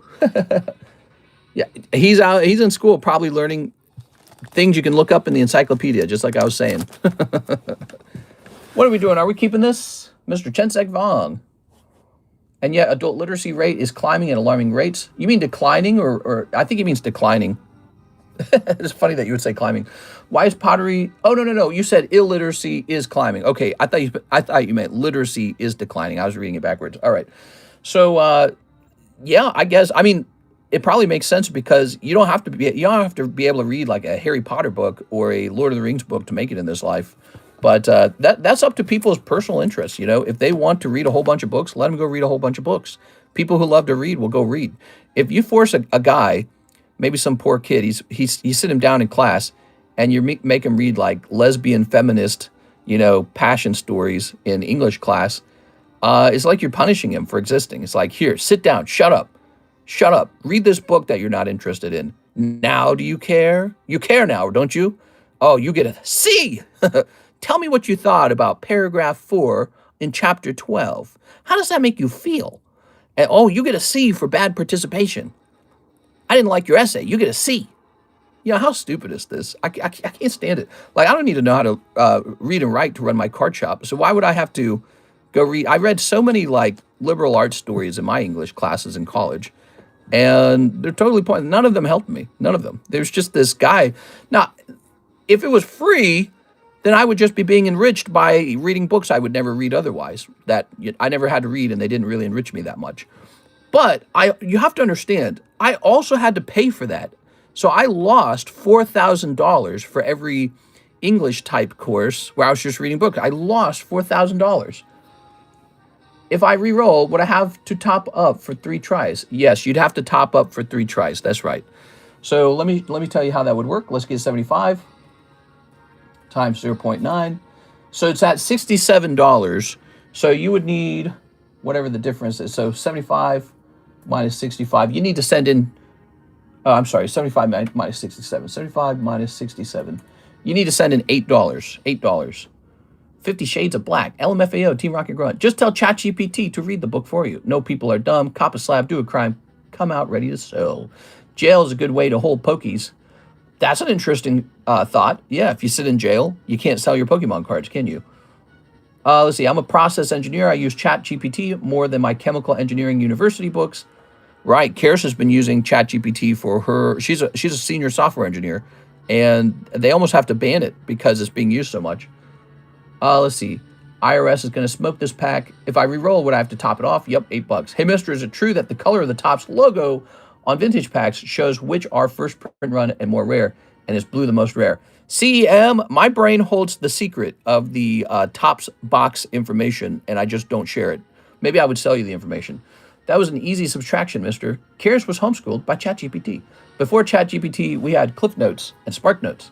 No, but your family can sell them. Yeah, so with the top stuff, it's more complicated because sometimes you get the same color for different print waves. So, for example, Wave 4 will actually have a black logo, just like Wave 2 will have a black logo, which doesn't make any sense. And then there's a red logo and there's a green logo. And I can decipher all of that for you. But actually, there's another step that will reveal exactly what box you have without the logo at all. But, you know, that's all like really, really, really valuable information. So I just don't talk about it. If you knew that information, you could go buy underpriced boxes off the internet, which they don't really exist anyways, because everyone already picked through them, including myself. So it's already too late. Okay, Mr. has an NDA with Topps. Is that legal? Is what legal? Proprietary information.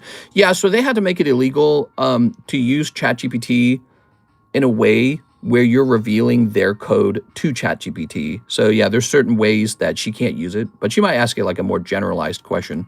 But yeah, apparently everybody's using ChatGPT for coding these days. It's like, it's so powerful. Return the slab or suffer my courage. I'll send in the 8 for the reroll. All right, so he's re-rolling Pikachu, and he's doing 3-pack reroll by including $8 more. All right, you got it, man. So Pikachu Trick or Trade goes in here. This goes in here. And this goes in here. You got it.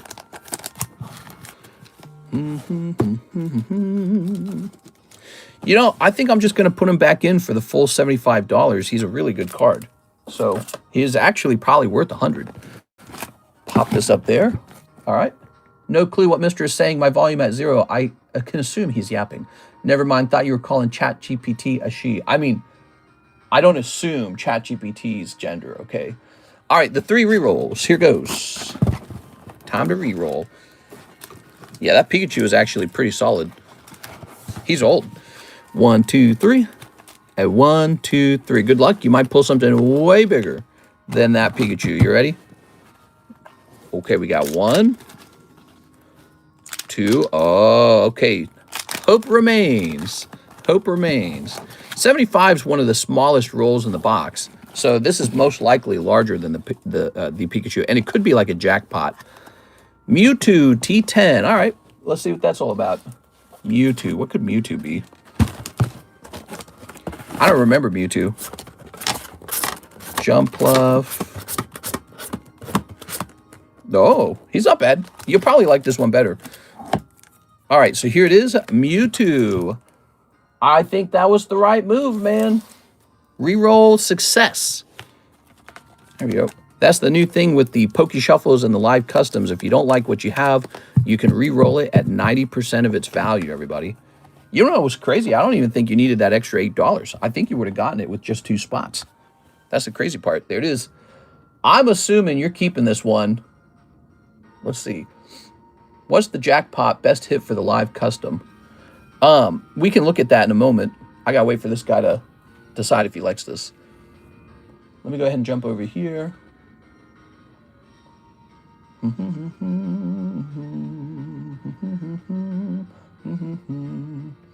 right, I'm gonna mark that in red. Let's see about Jeff.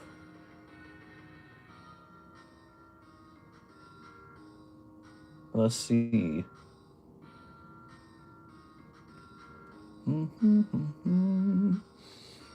He tried to make an assumption. I'm reading my messages while we're waiting. Courage the Cowardly Dog used ChatGPT before all of us, and it was British. Just watched a video of the cartel setting fires to gas stations. Yep, I mean, I feel like the cartels are making an even better case, not for why they should be left alone, but for why the government should double down and just wipe the whole thing out. Your society should not be owned and controlled by guys who do human trafficking, kidnappings, assassinations, selling fentanyl, gang killings, gang wars, gang initiations. There's just nothing good about that group. And then you kill their leader, and what do? They start burning your town down. Like, what better example do you need to say enough is enough? Bring in the whole military. Let's get rid of these guys. You know, it's such an obvious it's such an obvious problem. Like, there's a clear good and bad guy in this case. No one should have to live under that. It's a kind of terrorism. All right. I think he's just looking this card up. I'll set this to the side because I know he's here. And then let me check these messages real fast. We were working on something for Mr. Whipple. So, Mr. Whipple, we're going to cancel a Pokemon game we were selling for him. Let's see. Here it is. So, Pokemon Silver is canceled.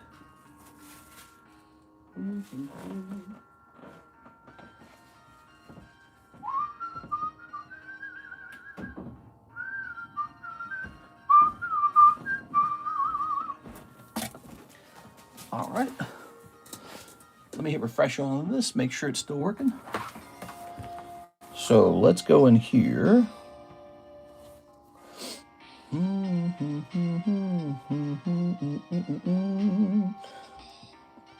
This is 1,600 minus 1,350. 250 minus 20. Okay, I'm going to tell him how much he's owed.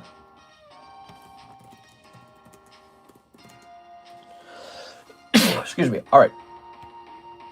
Let's jump in here. And Jesus turned the powder into fentanyl, a wise man. Trump should send in the reinforcements. I don't think Mexico wants that. But I think that the United States actually helped them discover where the leader of the cartel was. So Mexico is working with the United States to take this guy down. We are. Let's see. Mr. Whipple. There we go. And I'm going to hit refund on this one.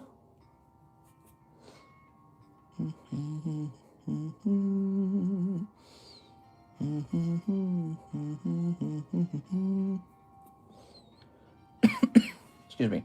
Minus 180. So now I need to refund him $50 more. We're going to do this one right here. All right. This is one of the cool things about slab away is if you change your mind later, you're able to cancel the slab away and get your money back. Minus the $20 cancel fee, and minus if the card or whatever you have significantly fell in price over time. All right, so he's got all that money back.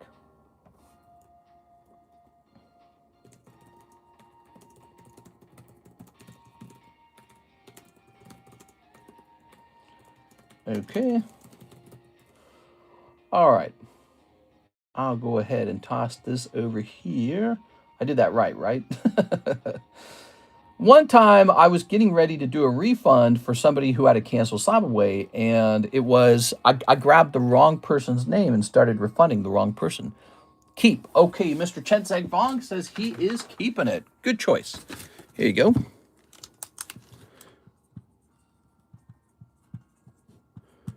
All right. Very good. Ooh.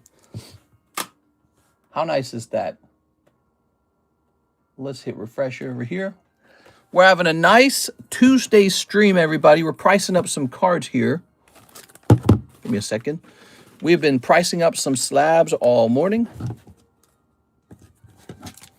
All right, this shall say $16. It's scissor 9.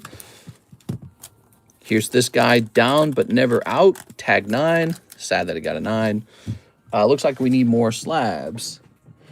So we are rotating our 9 slabs. Ugh. Here we are. Houndoom 8 for $20. Man. Oh, Houndstone, not Houndoom. My bad. He shall be $16. All right, so he's $16 now. Sad. Here's Dusclops 9 for $17. That card looks so cool. Can't believe that got a 9, though. What was wrong with it? Top to bottom centering, maybe? Wow, this is really clean. What did they find that they didn't like about it? It's got to be top to bottom centering. Let me take a picture of the QR code. So every tag graded card comes with a grading report that tells you why it failed a 10. All right, it's going to say the centering was 43.57 bottom. Yeah, so saying it's 2 off center, top to bottom. That's exactly what my eyes detected. It's close though, you know. But it's there, you can see it. All right. Maybe I had some wishful thinking. I was hoping that maybe I'd get lucky. I don't think you get lucky with tag ever. I think tag's like, There we go. So this guy's going to be cheap. He's got to be cheap. All right. Great time if you enjoy cheap 9s. Here's a 9 for $16. Boy, if I was at a card show, I'd price all those 9s at like 25 bucks. I'd probably see if any of them melt away in the big crowds that pass by. But you guys get just drop dead cheap prices every time. Trump's State of the Union is tonight. Is it really? Oh, I wasn't paying attention to that. Sorry, I'm back. I was talking with the wife. No problem. PSA would give that a 10. Cheap suits. Yeah, well, maybe it would. I don't know. And that tells you something about how you should value these grading companies, because if tag's giving out the stricter 10s, maybe as a person doing grading, you don't want to grade with them as much.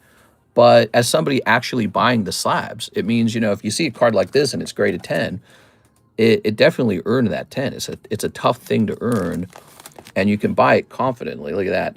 Patrick's Fishnets. It is. It's a really funny card, but also it's kind of relevant because everyone made fun of that Starmie, Mega Starmie design with this exact picture. So it's Mega Starmie. There we go. All right. So how about this guy? Wow. Covenant Hunter got a 9, huh? Should I crack this and try again? I wish PSA did reports like tag. Usually there's a problem at the bottom. I'm not seeing one here. Why did this get a 10?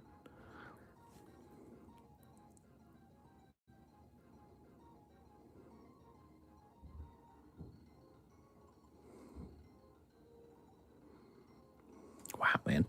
I don't know. I think I might actually keep this around 140.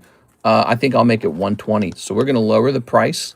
It's now officially lower, but I really like this card a lot. Okay.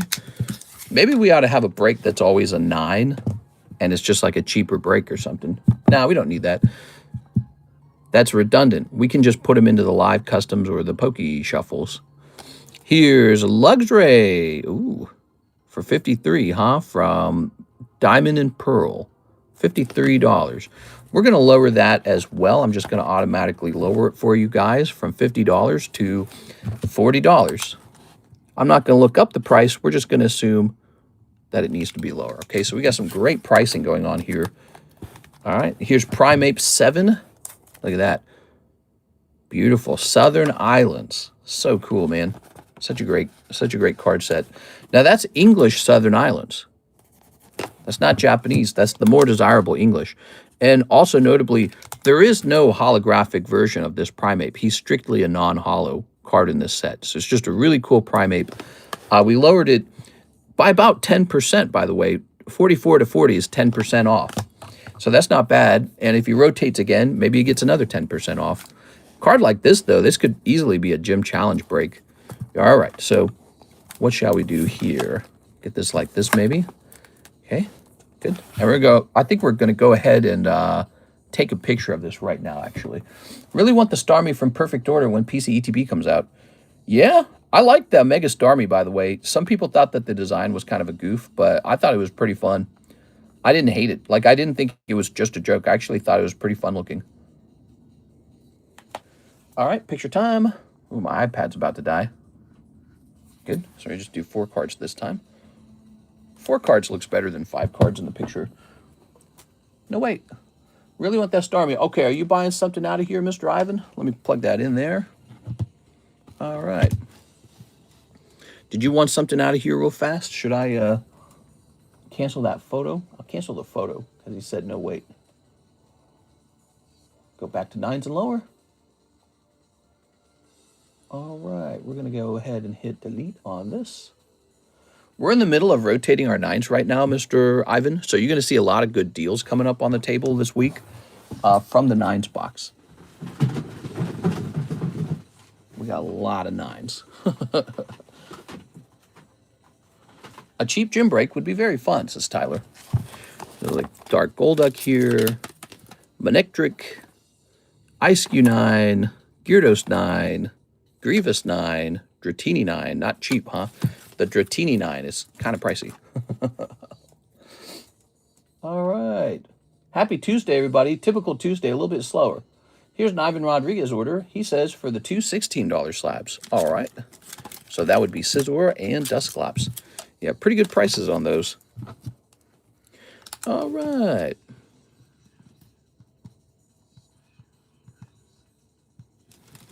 One, two. I said for the last 3 $16 you priced. And the Hundo, the Houndstone. All right, sounds good. The Houndstone. That one's actually pretty good. He's not just a holo. He's an actual AR. But we're just letting him go so we can move on to more cards. That's kind of my deal, right? We do high volume grading. Well, we got to price them in a way that they sell. All right. Sometimes the market says to sell them for more money, but we just got to get them moving. Here's a Sandshrew 9. So what do we... Okay, this might be the new picture now. All right. Let me take a picture of this. This gets deleted.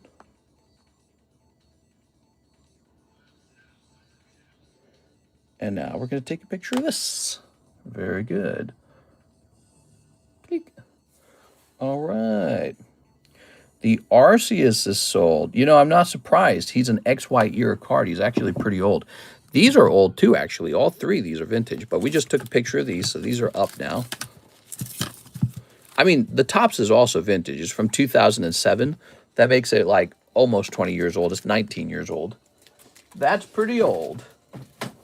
So here's the Arceus going to Mr. Cornelio. How's it going, man? Hope you're having a nice day. Let me just hit refresh on this.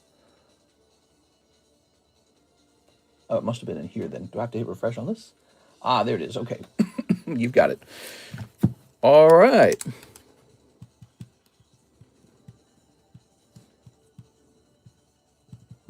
Tuesday's always slower, I swear to God. It's just a slower day. You can tell it's a more relaxed stream. That's a great time to do like trades and pre-grades and all that kind of fun stuff.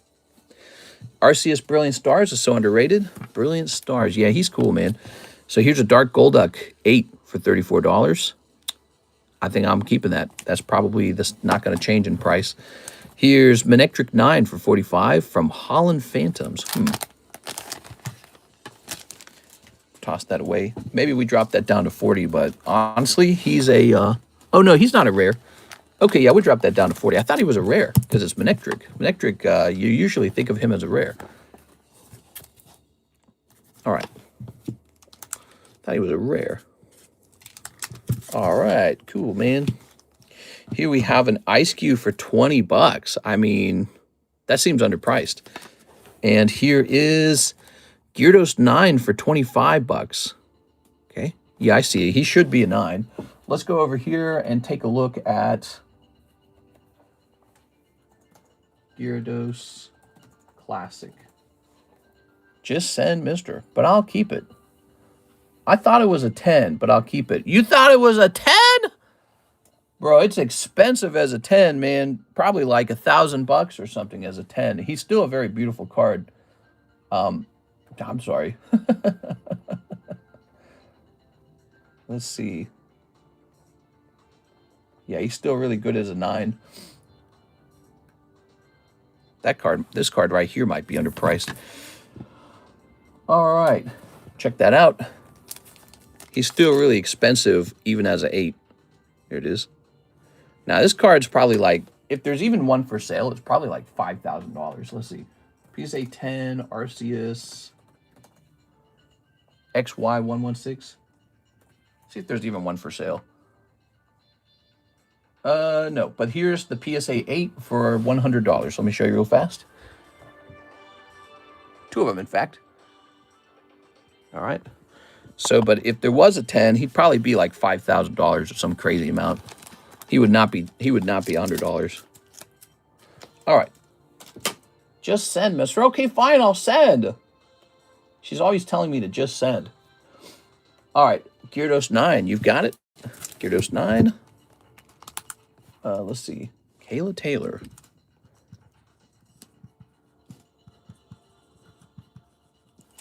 Very good. Topps first movie has a first appearance, Lugia. And a PSA 9 just sold for $150,000 last week. Thoughts, mister? I have 3 sealed boxes of that particular set, and I'm hoping that those are very good holds. Topps the movie 2000. Yeah, it's pretty cool. We've seen those get pulled, and we have a clip of one being pulled right here on our table. We've pulled one before. Unfortunately, ours graded like 4 or 3 or something like that. Here's a Topps Magneton for $28. That seems too cheap. That's Topps Meowth, and it is actually a holo. You'll notice it's called a sandpaper silver foil because it's from a particular print run, but I don't actually remember which print run that is. There it is. Ooh. Might be Print Wave 2. Okay, so that's a nice holo Meowth. I'll drop the holo Meowth to like 49, but it can't go down too far. So that's about 10% off. This is an actually nice, good card. Topps holo. Spooderman, Miles Morales. 48 does seem pretty high for this. I'm gonna do a significant price change on this one. Let's put this one down to 40 maybe. All right, Spooderman, much more affordable. Here's Vibrava 5 from Dragon. Oh, that's cool. I like it. That is one adorable Meowth. Yeah, he's nice. Here's General Grievous for $45. It's this Top Star Wars Chrome. Looks really good, but it got a 9. But we're going to reduce it pretty significantly here because it didn't sell the first time. He's going to be $10 off, $35 now. All right, so some cards hitting the table there.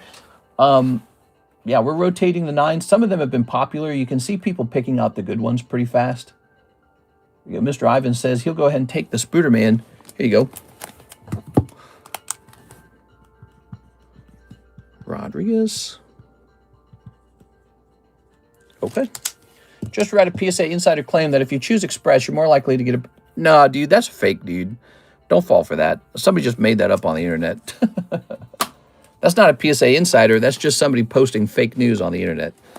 All right, you think a PSA grader would ever say that or admit that? That's just people who like to F around on the internet. All right, Spider-Man sold. Do you buy collections? Sometimes. Just depends on what you got.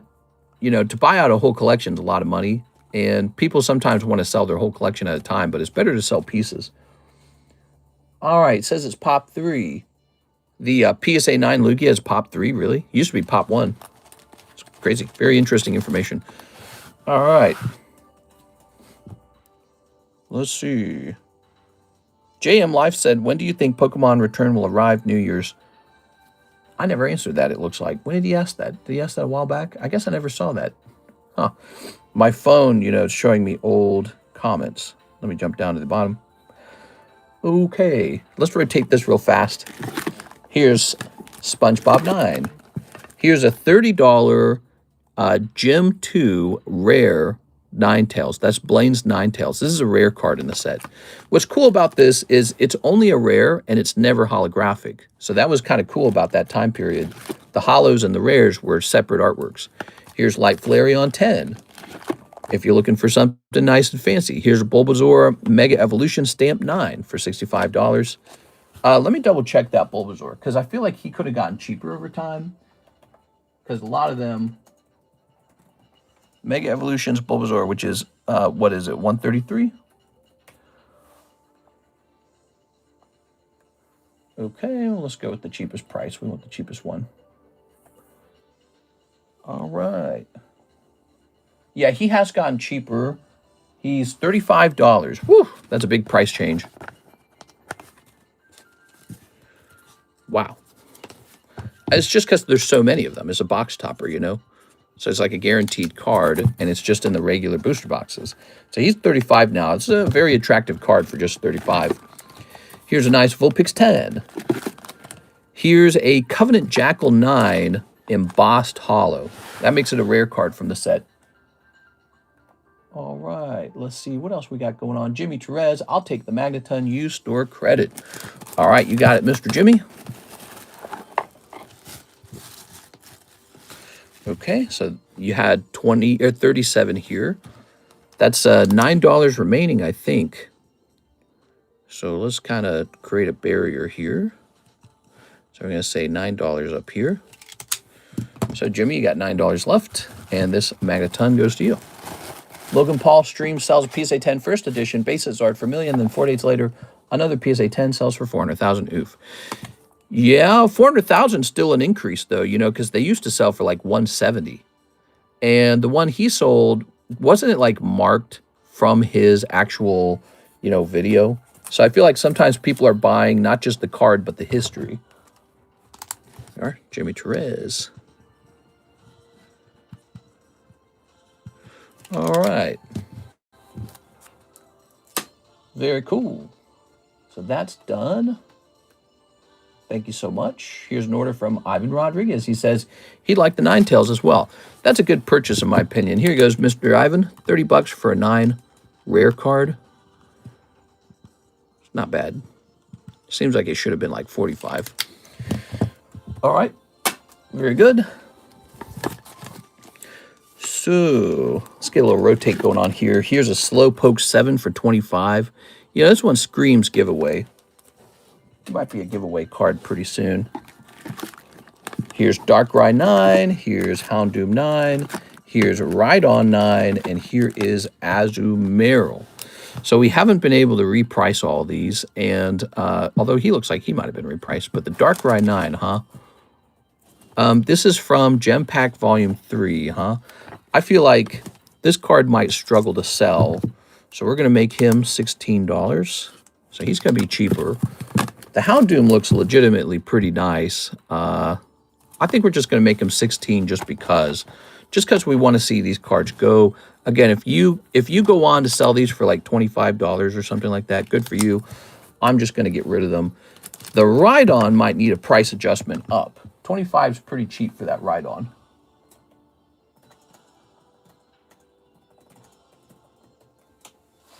I believe the 30th anniversary, there will be a promo card that will rival the gray felt hat Pikachu.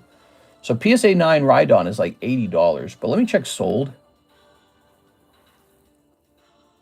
There's no examples of his selling. Here's the English one. Let's see. One on February 22nd sold for $65. And the PSA 10 last sold for $140. So I do believe that this is underpriced at $25. We're going to say $45 on this. Okay. So I believe that's a more accurate pricing. This ZELLE has been repriced already. The double dots reveal that, and he's got a really nice thing going on. This is from XY Primal Clash. It's an XY Hollow Ancient Trait card. Pretty cool. Lots of cool cards coming up here. Does PSA accept walking grading for high value cards? I'll take the two $16 ones. Okay.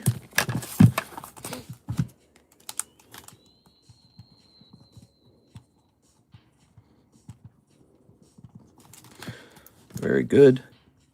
Yeah, $16. It's actually cheaper than the cost of grading. So, it's not bad. Okay. You know what you ought to do sometime? You ought to open up a booth at like a Collecticon and take all your 9s to the Collecticon and just price them like 40% higher than you paid for them. See if you can liquidate them, you know? See if you can sell some one day. Because you've got a lot. I know you've got a lot because you've purchased some over time. So, you're getting some of them so cheap, they almost seem like they'd be an easy flip if you just had a simple way to liquidate them. Like a garage sale or something. That'd be cool if I hosted a garage sale at my house and it was all Pokemon cards. Here's Ivan Rodriguez, the two $16 slabs. All right, we gave you those. Let's check this over here, the website. I can't sell them. They're for my channel. True, but there is a point where you might feel like selling a couple. Here we are. I'm just saying, you got some of these at such a good price, you might actually make some money on them. You might make some, especially if they move up in price. Here's Uprising 9. Oh, yeah, this one actually looks nice. So I've been kind of pricing these Halo cards deceptively low, which maybe gives you a feeling like they're not expensive, but they actually are. Just go look them up on like eBay. I'm just underpricing them to get rid of them. But this one actually looks fantastic, doesn't it? Look at that. That one looks great. So this one's just going to remain at 40. I don't see the price changing on that one. And then here's Larvitar. He can be another $16 card. Just let poor little Larvitar go. Okay. I'll work security for you. I have good aim. Yeah. There you go. All right. Here's an interesting card. This is called Shock. This is a borderless mythic rare from the Spooderman collection. There it is. All right. Lovely. Okay. Wow. Beautiful card. It gets a 9, and I think $40 is not too bad of a price. Here's a Dragonite 8.5 from Team Up. Oh, it's Team Up. That's why it's expensive. You know, honestly, I'm just ready to get rid of this card, though. So Team Up is like a $10,000 booster box. And it's probably more than $10,000 these days. So anything from that set just costs more. But we'll just do $30 on Dragonite now. Let's point out we've updated him. He's been updated. So there's Dragonite. People have lost their minds, and Pokédean was a cautionary tale. If you host a garage sale and I buy a card, can I finish off your dock? Oh, can I fish off your dock? I read that wrong. I was going to say, yeah, jerk off on my... That's crazy. Here's Lugia Rises. Whoa. That's only 40? That seems underpriced, doesn't it? Lugia Rises? That's really nice. I feel like the bear card should be like $40. Let me see if I can find a comparable price of that.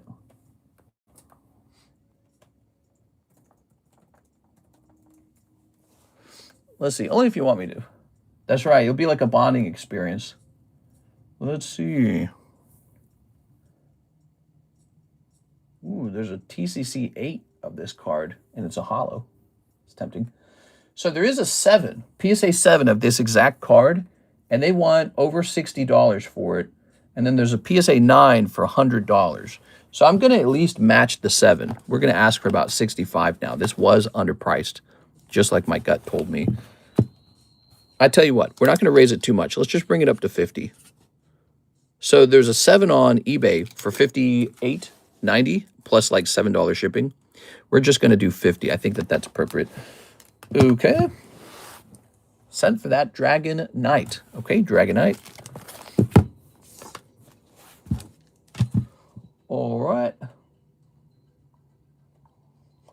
We're showing off the 9s, and you guys are not going to get very many of them because Ivan's getting to them first, man.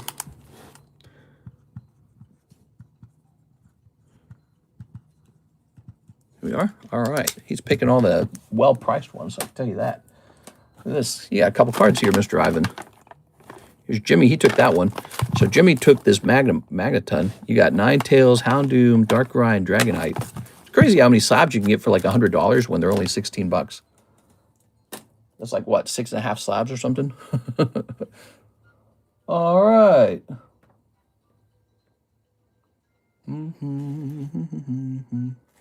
PSA notification. Your PSA order has shipped. Ah, all right, cool. That submission we've been waiting for since September is finally on the way. You can expect it to be here in about 5 days. 5 days probably, guys. Crazy. Depending on how they shipped it, I suppose. All right, so what else we got? We got more cards to show off, I'm sure. Oop, don't want to drop that. Oh, wow. Rocket Returns Heracross PSA 8, $80. I have to test that one. It might be more than that. Heracross Returns. Can't wait till the December submission comes back. December submission. So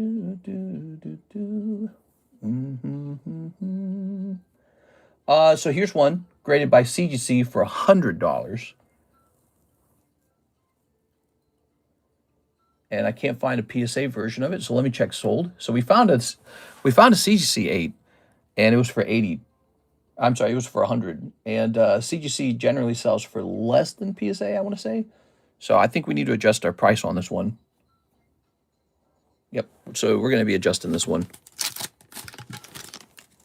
Only took them 5 months.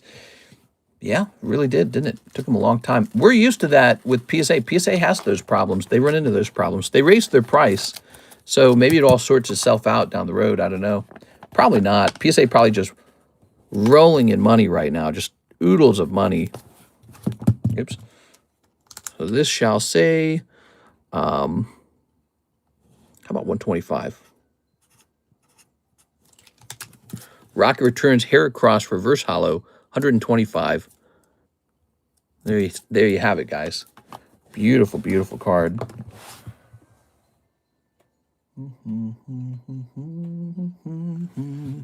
Here's Mario Screen 10. This is one of my favorite vintage Topps cards for the Mario collection. Look at this.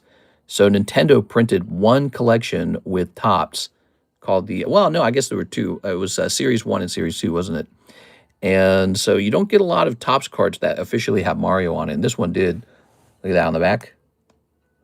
Really a nostalgic piece of art, if you think about it. Here we are.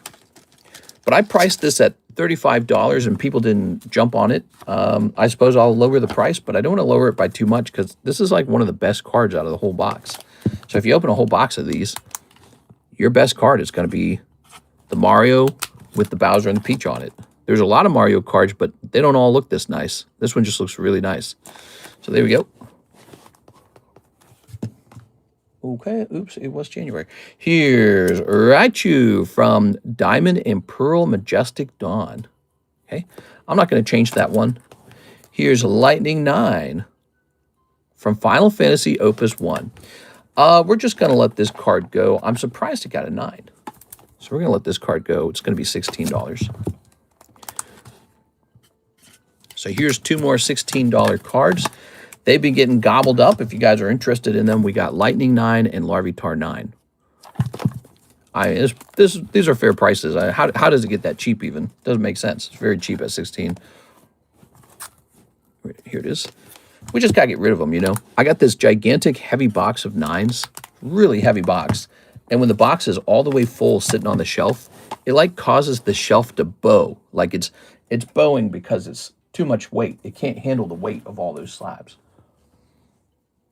How is that a 6? Is that $8 TCC Zelda slab still there? I'll take it.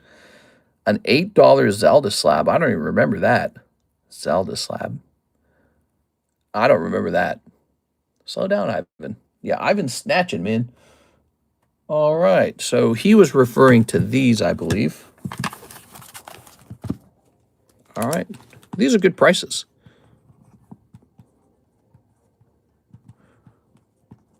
Okay. PokeDean's situation is crazy. You show off all your valuables every stream, tell people where you're going out of town. Plus, you can't even own guns in the UK for protection. Just a recipe for disaster.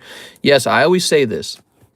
Third-party monitoring on your home. So you have to have alarms and a company that will alert the cops if they don't deactivate the security code. So third-party monitoring, 24/7 third-party monitoring. It's really not that expensive, actually.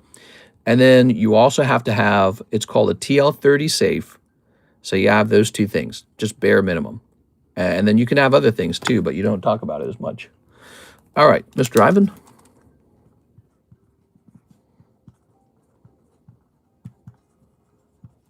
There we go.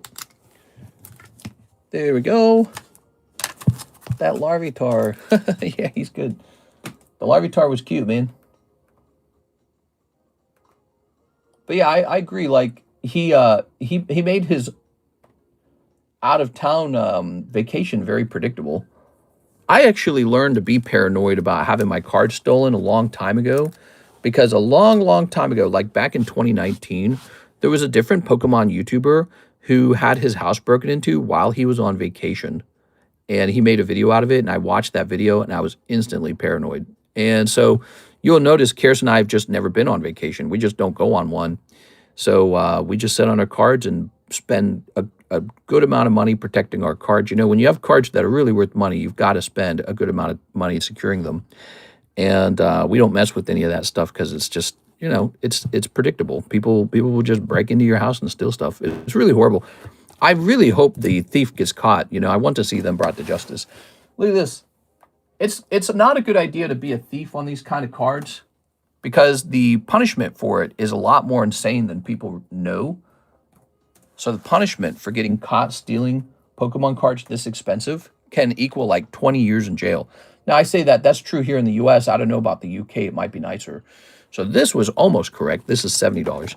But when you steal, like, let's say $500,000 of Pokemon cards, you're an actual diamond thief, and they get special penalties for that. When the value of what you're stealing is so high, it's no longer considered a small crime. It's considered a major crime.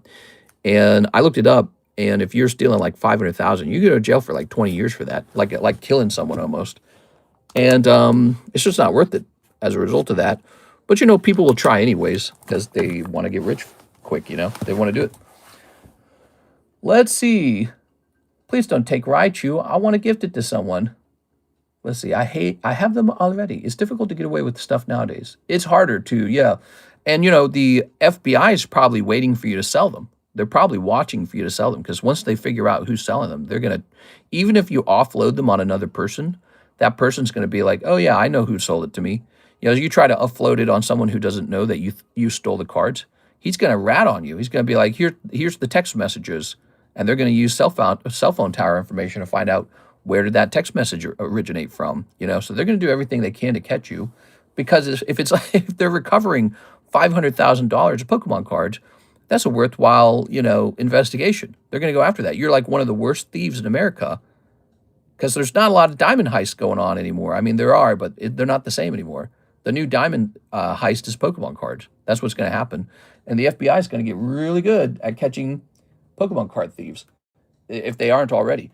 Here's Miss Samantha, Mario and Bowser. All right, you got it. Hey, how's it going, Samantha? Nice to see you again. I feel like I haven't seen you in a little while. All right.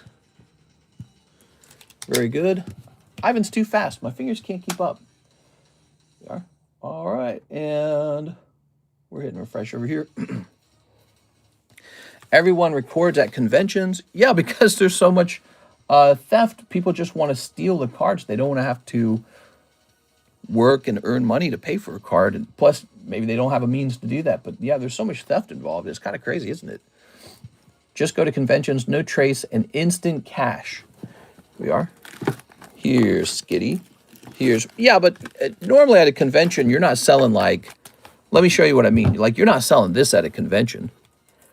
Let's say you break into someone's house and you steal this Charizard. Well, the first thing that's going to happen is people are going to be able to use all this video footage of this Charizard to look for distinctive qualities about the card and say, oh, that might be the one that got stolen. You will have to crack it out of the case and sell it not as a 10.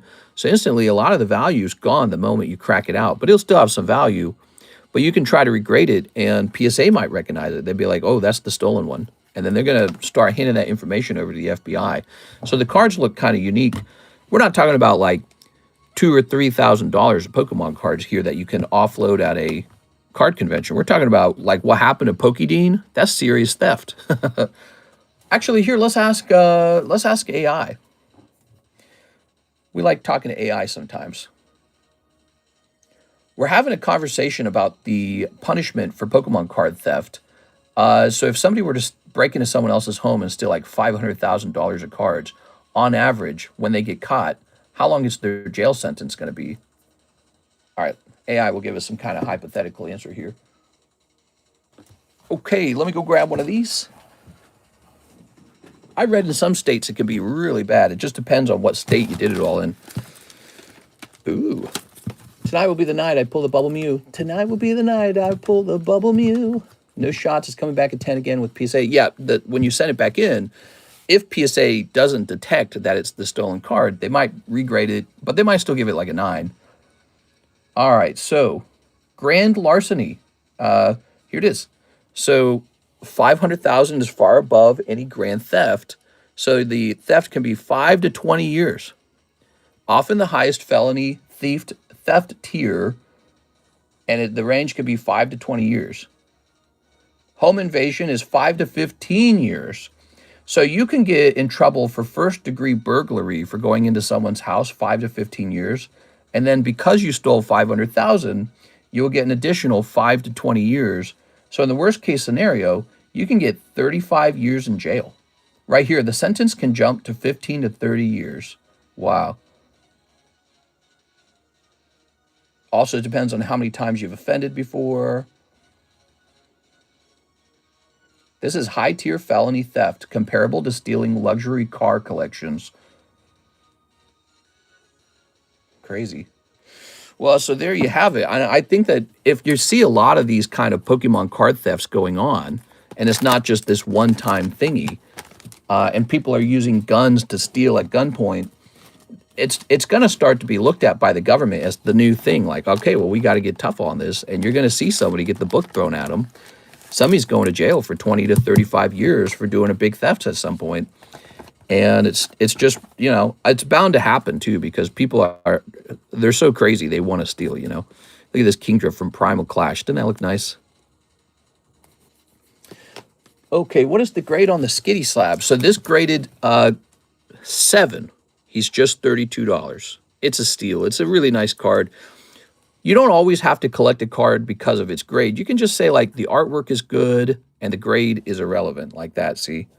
So it's when it's encapsulated like that, it's just a nice-looking thing, isn't it?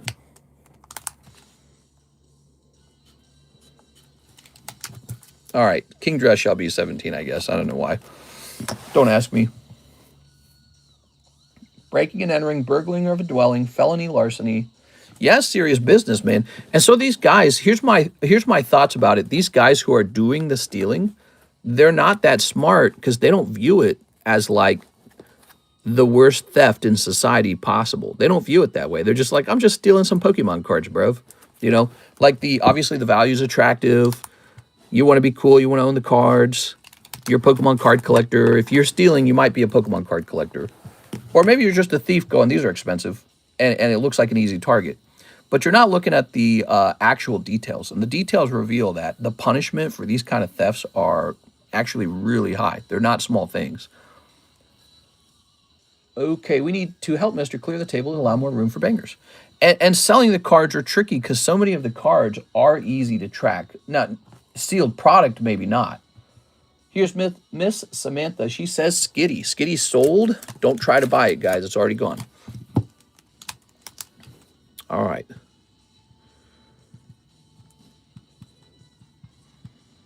Good. Yeah, like if you're just stealing sealed product, you could probably get away with that because you're just open it or something, and then it can't be found anymore. Here's Ivan Rodriguez, the two $16 slabs. No, wait. I gotta hit refresh on this. I'm hitting refresh. Off work and you're still live. Yeah, what time is it? It's 1:30? That's not too late. So here's Ivan who would like the Kingdra. He's an XY era card. He's just a little bit older. If they sell the cards for $10 and make it worth $10, does that lessen the crime? No, definitely not. Definitely not. The item stolen will be valued at its full value. Just because you're trying to get it off of you at a lower price doesn't mean that the person who lost the card, now the card's value is what you sold it at. You know what I'm saying? So no, you'll be charged with the full value for sure. Here we are. Charmander. Here's Gengar. All right, let me look this Gengar up. He's currently $32. That might be correct because it is Gengar and he looks really good.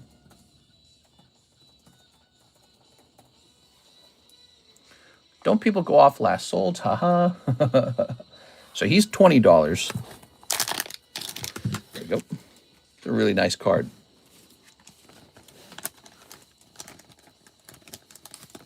All right.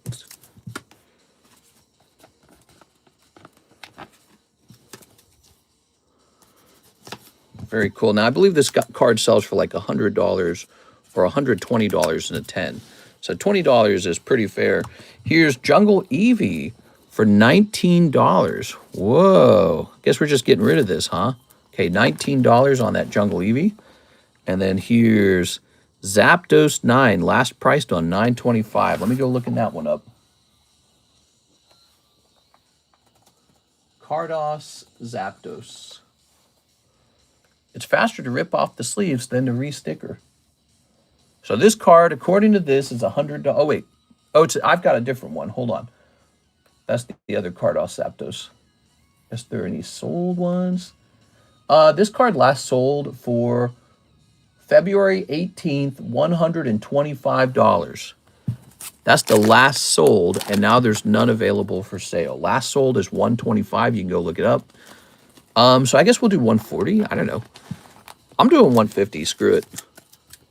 This is a really nice card. I want the value of it. Okay, there we are.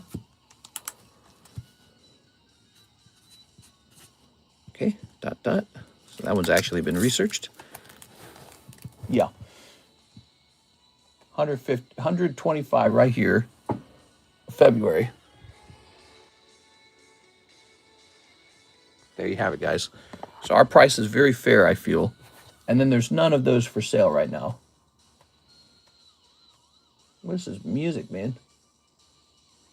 Skip. All right. Let's back out of here. Let's check the website. Sleeves cost more money than a sticker. True. When the sticker starts looking kind of ratty, I go and I get a new sticker. I'm sorry, I go and I get a new sleeve. So if the sleeve's looking really ratty, we just refresh. Here's Mega Gallade. That's a poker card. Here's the trade. Oh, this trade slab's up to 3 out of 5. Okay, so you can trade in your cards to get this Candace slab. It's a really nice Magikarp Holland Phantoms 8. Okay, looks like an 8 to me. Here's Pichu 10 for $800. One of those high-end cards. Here's a Veltal 9 from Celebration 2025 for $16. So those are some cards you might have missed us pricing. And now here is a Gundam 9. See, look, this one's kind of ratty. See the top of it? 1989 Gundam World Command Gundam. Look at that. I had this price at $40. That almost seems too low. But I think we might just redo that. Any slabs I have that would be good for consignment? Ooh, that's a good question. So you're thinking about maybe selling back some slabs. Yeah, we can definitely look at that. That's a possibility. We are. Okay, we're going to say 40. What I'll do is maybe by the time the dinner, maybe for the dinner time stream, the evening stream, I'll have brought your slabs upstairs so we can take a look at them. And you can decide if you don't want any of them, and then we can offer them for consignment right away. We are. Yeah, we like consignment, guys. That's a new thing is we offer to sell your cards for you. We do 75% of the sale value. All right, so here's Ivan picking up the celebration card. Okay, Mr. Ivan.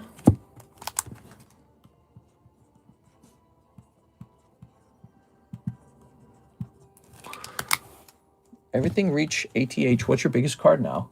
Hey, what's up, Sean? My biggest card. I don't 100% know, but I do have this Gold Star Charizard. He's pretty cool. He went for 100,000. This guy went for 100,000. This guy might be the biggest card. It might be this Gyarados because he went for 100,000, and now the only ones for sale are like $250,000 because people are nuts about that card, I think. He's also one of my favorites. I've been wanting to buy him for a long time, and I finally did. And I got really lucky when I bought him because now he's like unbelievably expensive. But look at this. I still have the No Hollow Dark Dragonite, and he's still pop 5. So maybe that's my most expensive card, but I don't know. That's just in theory. I don't really know what he's worth. We also have this. I don't show this off as often, but this is our third Gold Star and my last one, I believe. Oh, no, wait. I've got the CGC 10 Gold Star Torchic, but that's in the vault. So I got this Gold Star Mudkip, and it's got a nice swirl by his little head fin. That looks really good. So that's our last Gold Star. Those are probably our most expensive cards right there, but we got a variety of other cards, too, that are pretty pricey. Sounds good. Just trying to clean my plate so I can get into helping. I have too much right now that needs to be consolidated. You going for other Masaki promos? No, not really. I only wanted the Gengar. The others look good too, but they're also expensive. I really just wanted Gengar. Yeah, I'd love to help you with that, Brett. So you're looking to make a trade. You're looking to make a consignment. We're looking to consolidate some of your stuff so we can get rid of the things you don't want. You caught me at the end of the daytime stream. We'll be back on for the evening stream. That might be a more... there might be more time to work on it by then. If we work on it bit by bit, we'll get through it all. It could help if you told me what you're looking to get rid of, roughly. Like maybe you're looking to get rid of all your hollows. Maybe you're looking to get rid of all your EXs. You know, like just the plain, you know, they look like, you know what I'm talking about, right? The stupid playing cards. I don't have one next to me. They're all, oh, here, there'll be one in the binder break. So if you're looking to get rid of all of a certain type of card, we can go in and wipe those out. This is like an EX card. So if you're looking to get rid of like all of these, we can pull all those out, and then you will have the ability to trade those in for maybe some slabs or something. Or whatever you want to do with them. Gold Star Torchic 9.5 just sold for 50K, so your CGC 10 shouldn't be too far off.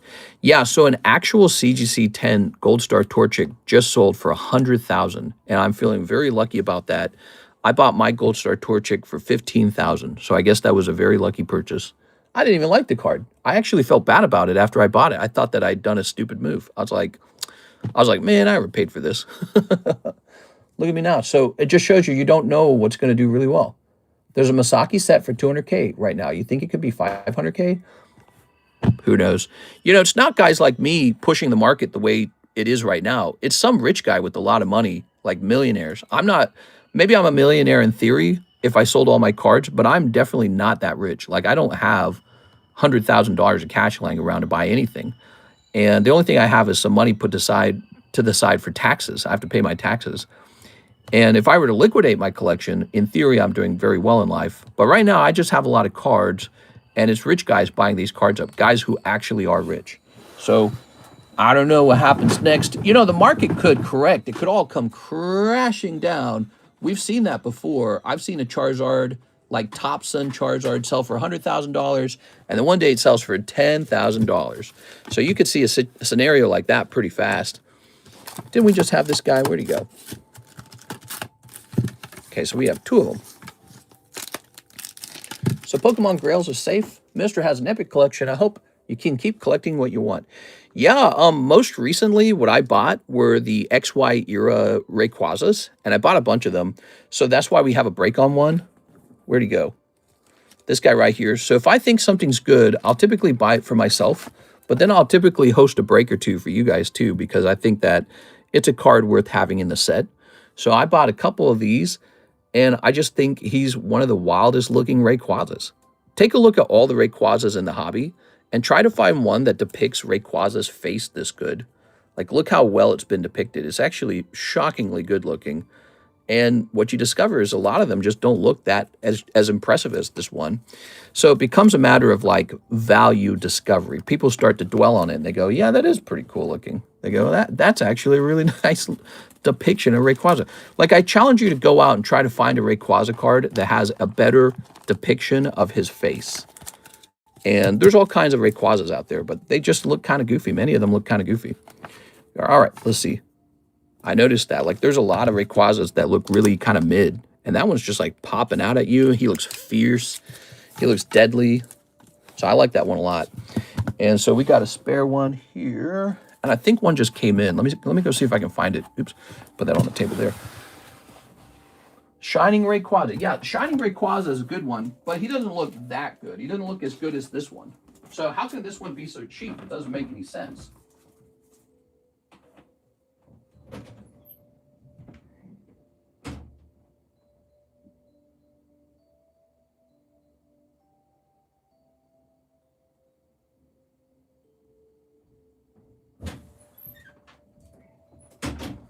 All right, so here's my new copy of the Ghastly that we sold the other day via a break. Remember, the way it works is very often I just replace the card. So Ghastly's back. I love him. He goes back into my collection.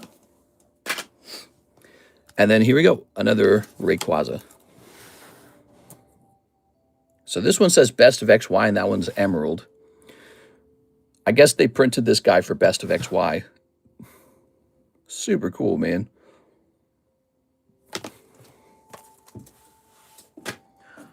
All right. That Masaki set would send me to the next level, I feel. Not rich by any means. Haven't even finished school yet. You're not rich. I just like it because it's the ugly 3D graphic style, not drawn art, but that's personal preference. I don't think they did 3D graphics by then. I think it is hand-drawn. Let me take a look. Yeah, so they weren't, this is XY era. They weren't doing 3D, you know what I mean? Like, they weren't doing 3D art back then. Look, this is drawn by Ryoto Murayama. I'm pretty sure this is hand-drawn. It just looks that good. Here it is. Gorgeous, man. You can actually see his tail in the background there, see? It's just a shockingly good image. Oh, I see it better now that I got a closer look. He's got a golden layer around him, too. Do you guys see the golden layer around the artwork of him? I first noticed this when we started selling Roaring Skies. How do I get that gold to pop? Yeah, you mostly have to have the light directly on it. See the gold? Crazy, man. Yeah, he's just a really good card, ultimately. But, you know, so this was a weirdly cheap Rayquaza. I think part of it is because he's not like a high rarity in the sets. So people they're like prejudiced that way. This happened early on with the Scarlet Violet era, where the ARs were treated like junk. But then later on, like the Magikarp AR was treated like actually really expensive and valuable. And what did it come down to? Well, the art was good. That's what it came down to. And so I think the same's here. This is like a holo card or a simple EX. Yeah, it's technically they're more common, but it's just impressive looking. So you're going to wish you had one. And, you know, right now it's cheap, but if ever one day this popped up to like $2,000, you're going to be like, oops. You're going to be like, why did I wait so long to acquire such a good-looking Rayquaza? And so this one's pop 400, 405, and that's very typical of XY era cards. There's just not that many of them. 400's nothing. That's like lower than some WotC era cards.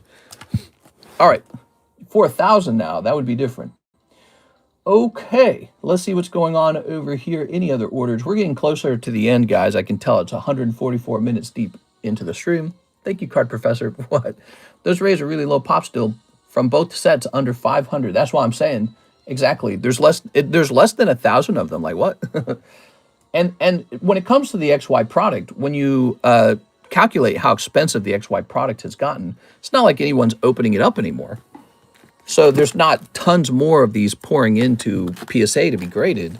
So the population will probably rise a little more, but it's mostly done. It's not going to go way higher than it already is. Here's Electivire for 30. We just looked that up.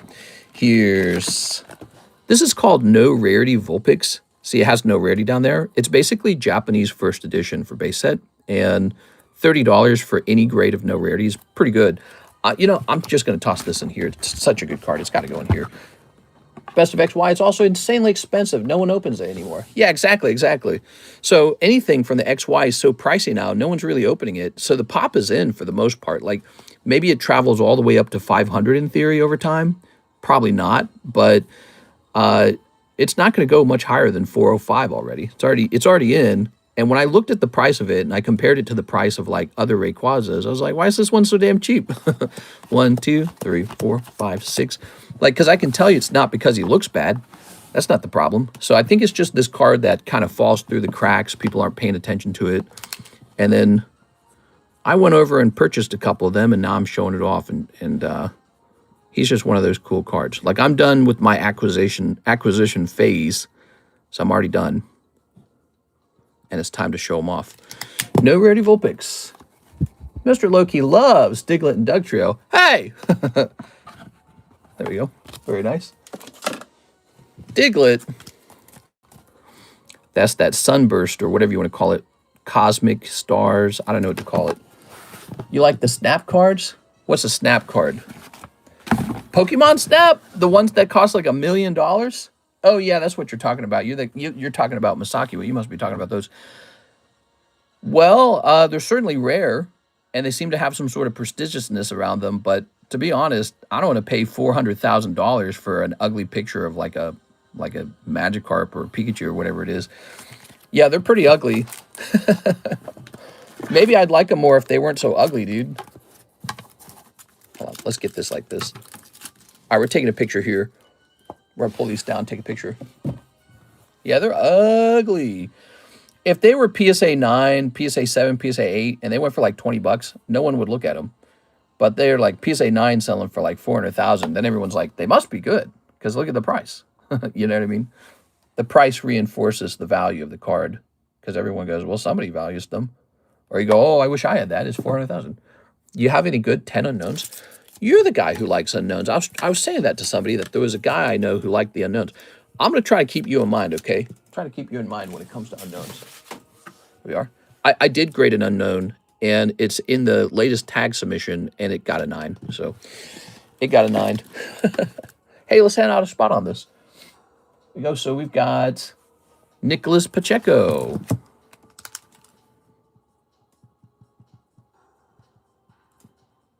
Nicholas P. Here's number 3. Kevin. Number 4. William Wafter. Number 5. Cat. And number 6. Who's number 6? Mike Side. Well, Mike Side's making it in here again. He's doing pretty good, huh? Look at that. Did you ever hear of this one person that was buying all the Kabuto cards? Yeah, and then I ran off and bought the actual best Kabuto cards. So he calls himself the Kabuto King. But what does he really have? He just has a bunch of ungraded, like, ugly fossil Kabutos. I've got the actual good ones. Landed on 2. That's Nicholas Pacheco. All right, Mr. Nicholas. I think I showed that off. Would you guys like to see that again?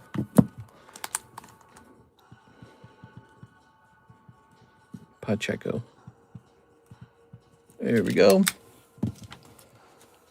It's the Pokeball next to the names. Mister, I sent a Discord message. Okay, let's see that Discord message. Let's see. Red price tag on a Rayquaza.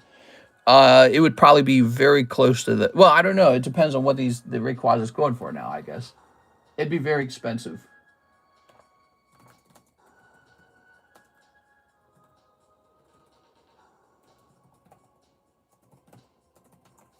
Let's see. I'm just curious myself what he's going for. Yeah, he'd be really expensive. But let me respond to this.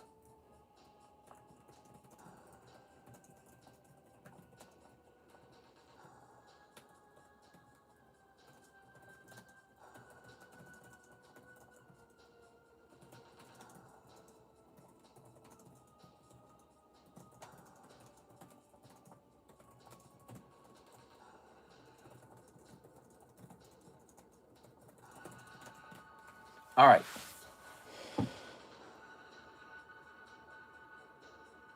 So, hope to be in your shoes one day, says Mr. Sean Lay. I think it's possible. There's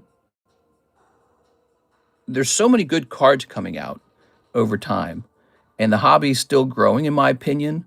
There's going to be a lot of people who hit 30 years old over the next 10 years who are also going to be interested in Pokemon cards. And I think the world's still kind of shocked at the idea of collectibles being so valuable. So I think there's still time and there's still growth in the collectibles hobby. But also, if you just like to work hard, maybe you can run a rip and ship. Maybe you can start a local card shop. Maybe you can open up maybe you can be one of those guys who goes to the conventions, I mean. Maybe you can create your own card set, like the guy who made MetaZoo, who knows? So if you're really passionate about the card hobby, there's probably space somewhere for you to get a job or do something like that. And then after that, it's just a matter of saving up and picking out what you think is valuable. It's tricky. It's tricky all the time. Thank you for going live every day. It's really been helping me get through a tough time. You're going through a tough time? I hate to hear that. I go through tough times too. Did you know that? But when I do, I never talk about it. If I'm going through a tough time, I might feel like absolute dog water, but I come over here and I go, hey, how's it going, everybody? So you never actually know it. Over 6 or 7 years, you've never known when my days are bad. Maybe you can start robbing Pokemon celebrities. Wait, who said that? Yeah. Yeah, I wouldn't do that. Like I said, these guys who are so brazen about breaking into the home of this guy Pokédean and stealing. I don't know how much he's going to claim is stolen, but let's say it's 100,000. I mean, if and probably when those people get caught, because it's so hard to offload so much value. But if and when you get told on or caught or found out by the intelligence services, you go to jail for a long time. It's like 10 years, 20 years. Can you even conceive that? Instead of being wealthy from stealing, you lose it all, and then you sit in a jail cell for 10 years. Like, the punishments are there on purpose to somewhat slow down the incentive to go do all that stuff. Let's see. I caught a rip live this morning and it was sad. Dude just kept dropping his website for orders over and over. Yeah. Well, he's probably bored. I've had days that are slow before, and the problem is you get a little bit bored. You sit there and you're like, your skin starts getting itchy. Your nose, you got to start like rubbing your nose. You're like, you guys got any more of them Pokemon cards to open? No, I'm just kidding. But although it can be hard to believe, if you're not selling, you can make worse money than fast food workers. Like, at least fast food worker in California is earning like $25 an hour. So you sit there and you make money, you make your $75 in profit.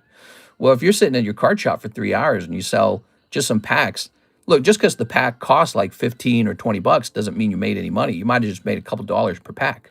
So you sit there for a few hours and all you made was like 60 bucks. You're like, great, I'm a fast food worker, or worse maybe, So it's kind of funny. You do have to have some kind of volume going on before you start stepping into making good money. So some of these guys who are doing rip and ships are not having a good time. They're getting crushed. And that's how it's always worked in the hobby, in my opinion. You get card shops that start up one day and then they're gone the next day. We had a card shop out here in Lake of the Ozarks. What was it called? It was called like Double Something Games, Double Crit or something like that. I don't remember. And I walked in and the card shop owner was like, he was a fat guy with the ponytail. He was exactly the same character as The Simpsons, sitting in a chair. And I was like, hey, who owns the card shop? He had his back turned to me. He was sitting in a computer chair, one of those office chairs. And he's working on the computer. And he's like, I'm the owner. He didn't even turn around to look at me. And I'm like, bro, do you even like your job? But you could tell he wasn't making any money. And then he goes out of business. And so, card shops owners, they're just stinky guys, stinky, out of shape guys like myself who are a bit scrappy and very passionate about cards, but it's a luxury item. Ultimately, you're not selling medicine, you're not selling, banknotes, you're not selling anything except for pictures on a card. and maybe a community feeling. And so it could be a tricky business. And when it does really well, it probably looks like heaven. But when it's doing really bad, like 2023 and 2024, those were rough years. No one was buying anything. It was like, you were like juggling balls to try and get a sale. And then, now it's hot. For the moment, it's hot. Logan Paul's card sold for a bunch of money, and you're like, holy hell, what a great hobby. What a great thing to be doing. So you look at it now, and you're like, man, I wish I was doing that. But, man, you would not have wished that in 2023 and 2024. And a lot of people probably got shaken out during those years and lost money and went into debt. And so now when it's on fire, you're like, yeah, card shop owning is so good. But during the bad years, or like when the product's not that good, like, come on, Pokemon, print something good. When Pokemon releases bad sets that nobody wants, you got nothing to sell. And you're like, what am I doing, dude? So it gets, oh, hey, there's that Adventure of Link card for $8 somebody was asking about. There it is. Somebody was asking about this, right? I found this. So yeah, I could get really dicey. And I'm lucky enough to have made a lot of smart moves over time and have some like good cards I can liquidate in a bad scenario. Not everybody's like that. Some people are not in a good position. They're actually in a more dangerous position where they have to do well or drown. And so, yeah, I feel bad for them, but I guess it's just how it is. It's like a game store, like EB Games or Slackers or GameStop. People are super passionate about video games. So you open up a game store and then you find out you can't make any money. So, or you open up a restaurant, you find out you can't make any money, right? It's definitely one of those businesses where it's very scrappy do, and maybe you make it, maybe you don't, maybe you got some trick to it. I don't know what really makes you good or not. Here it is, Mr. Jada just bought this. All right. Very good. But I think part of the problem is ultimately people love this product so much that they'll work for free. How do you compete with free? You know what I mean? Like there's somebody out there who will do all this kind of stuff for free. All right, here you go, Mr. Shahir, on the right shoe. You're competing against people who would do this for free. And so there's not a lot of money to make at the end of the day unless you have some special hookup almost. Ooh. Ta-da! HODL always good. Who works for free? Some people do. Some people do because they're in trouble and they're like, uh-oh. Mr. Jada, we got you that slab. Thank you so much. Here's an order from Mr. Ivan. He says, celebration can I have ever? I think I already took care of that order. All right. I have a photographic memory. You're right, Kat. Ivan didn't scoop it up. Yeah, Ivan did not scoop that one up. And here is one more of these Gundams. Was the last one for 30 or something? I don't remember.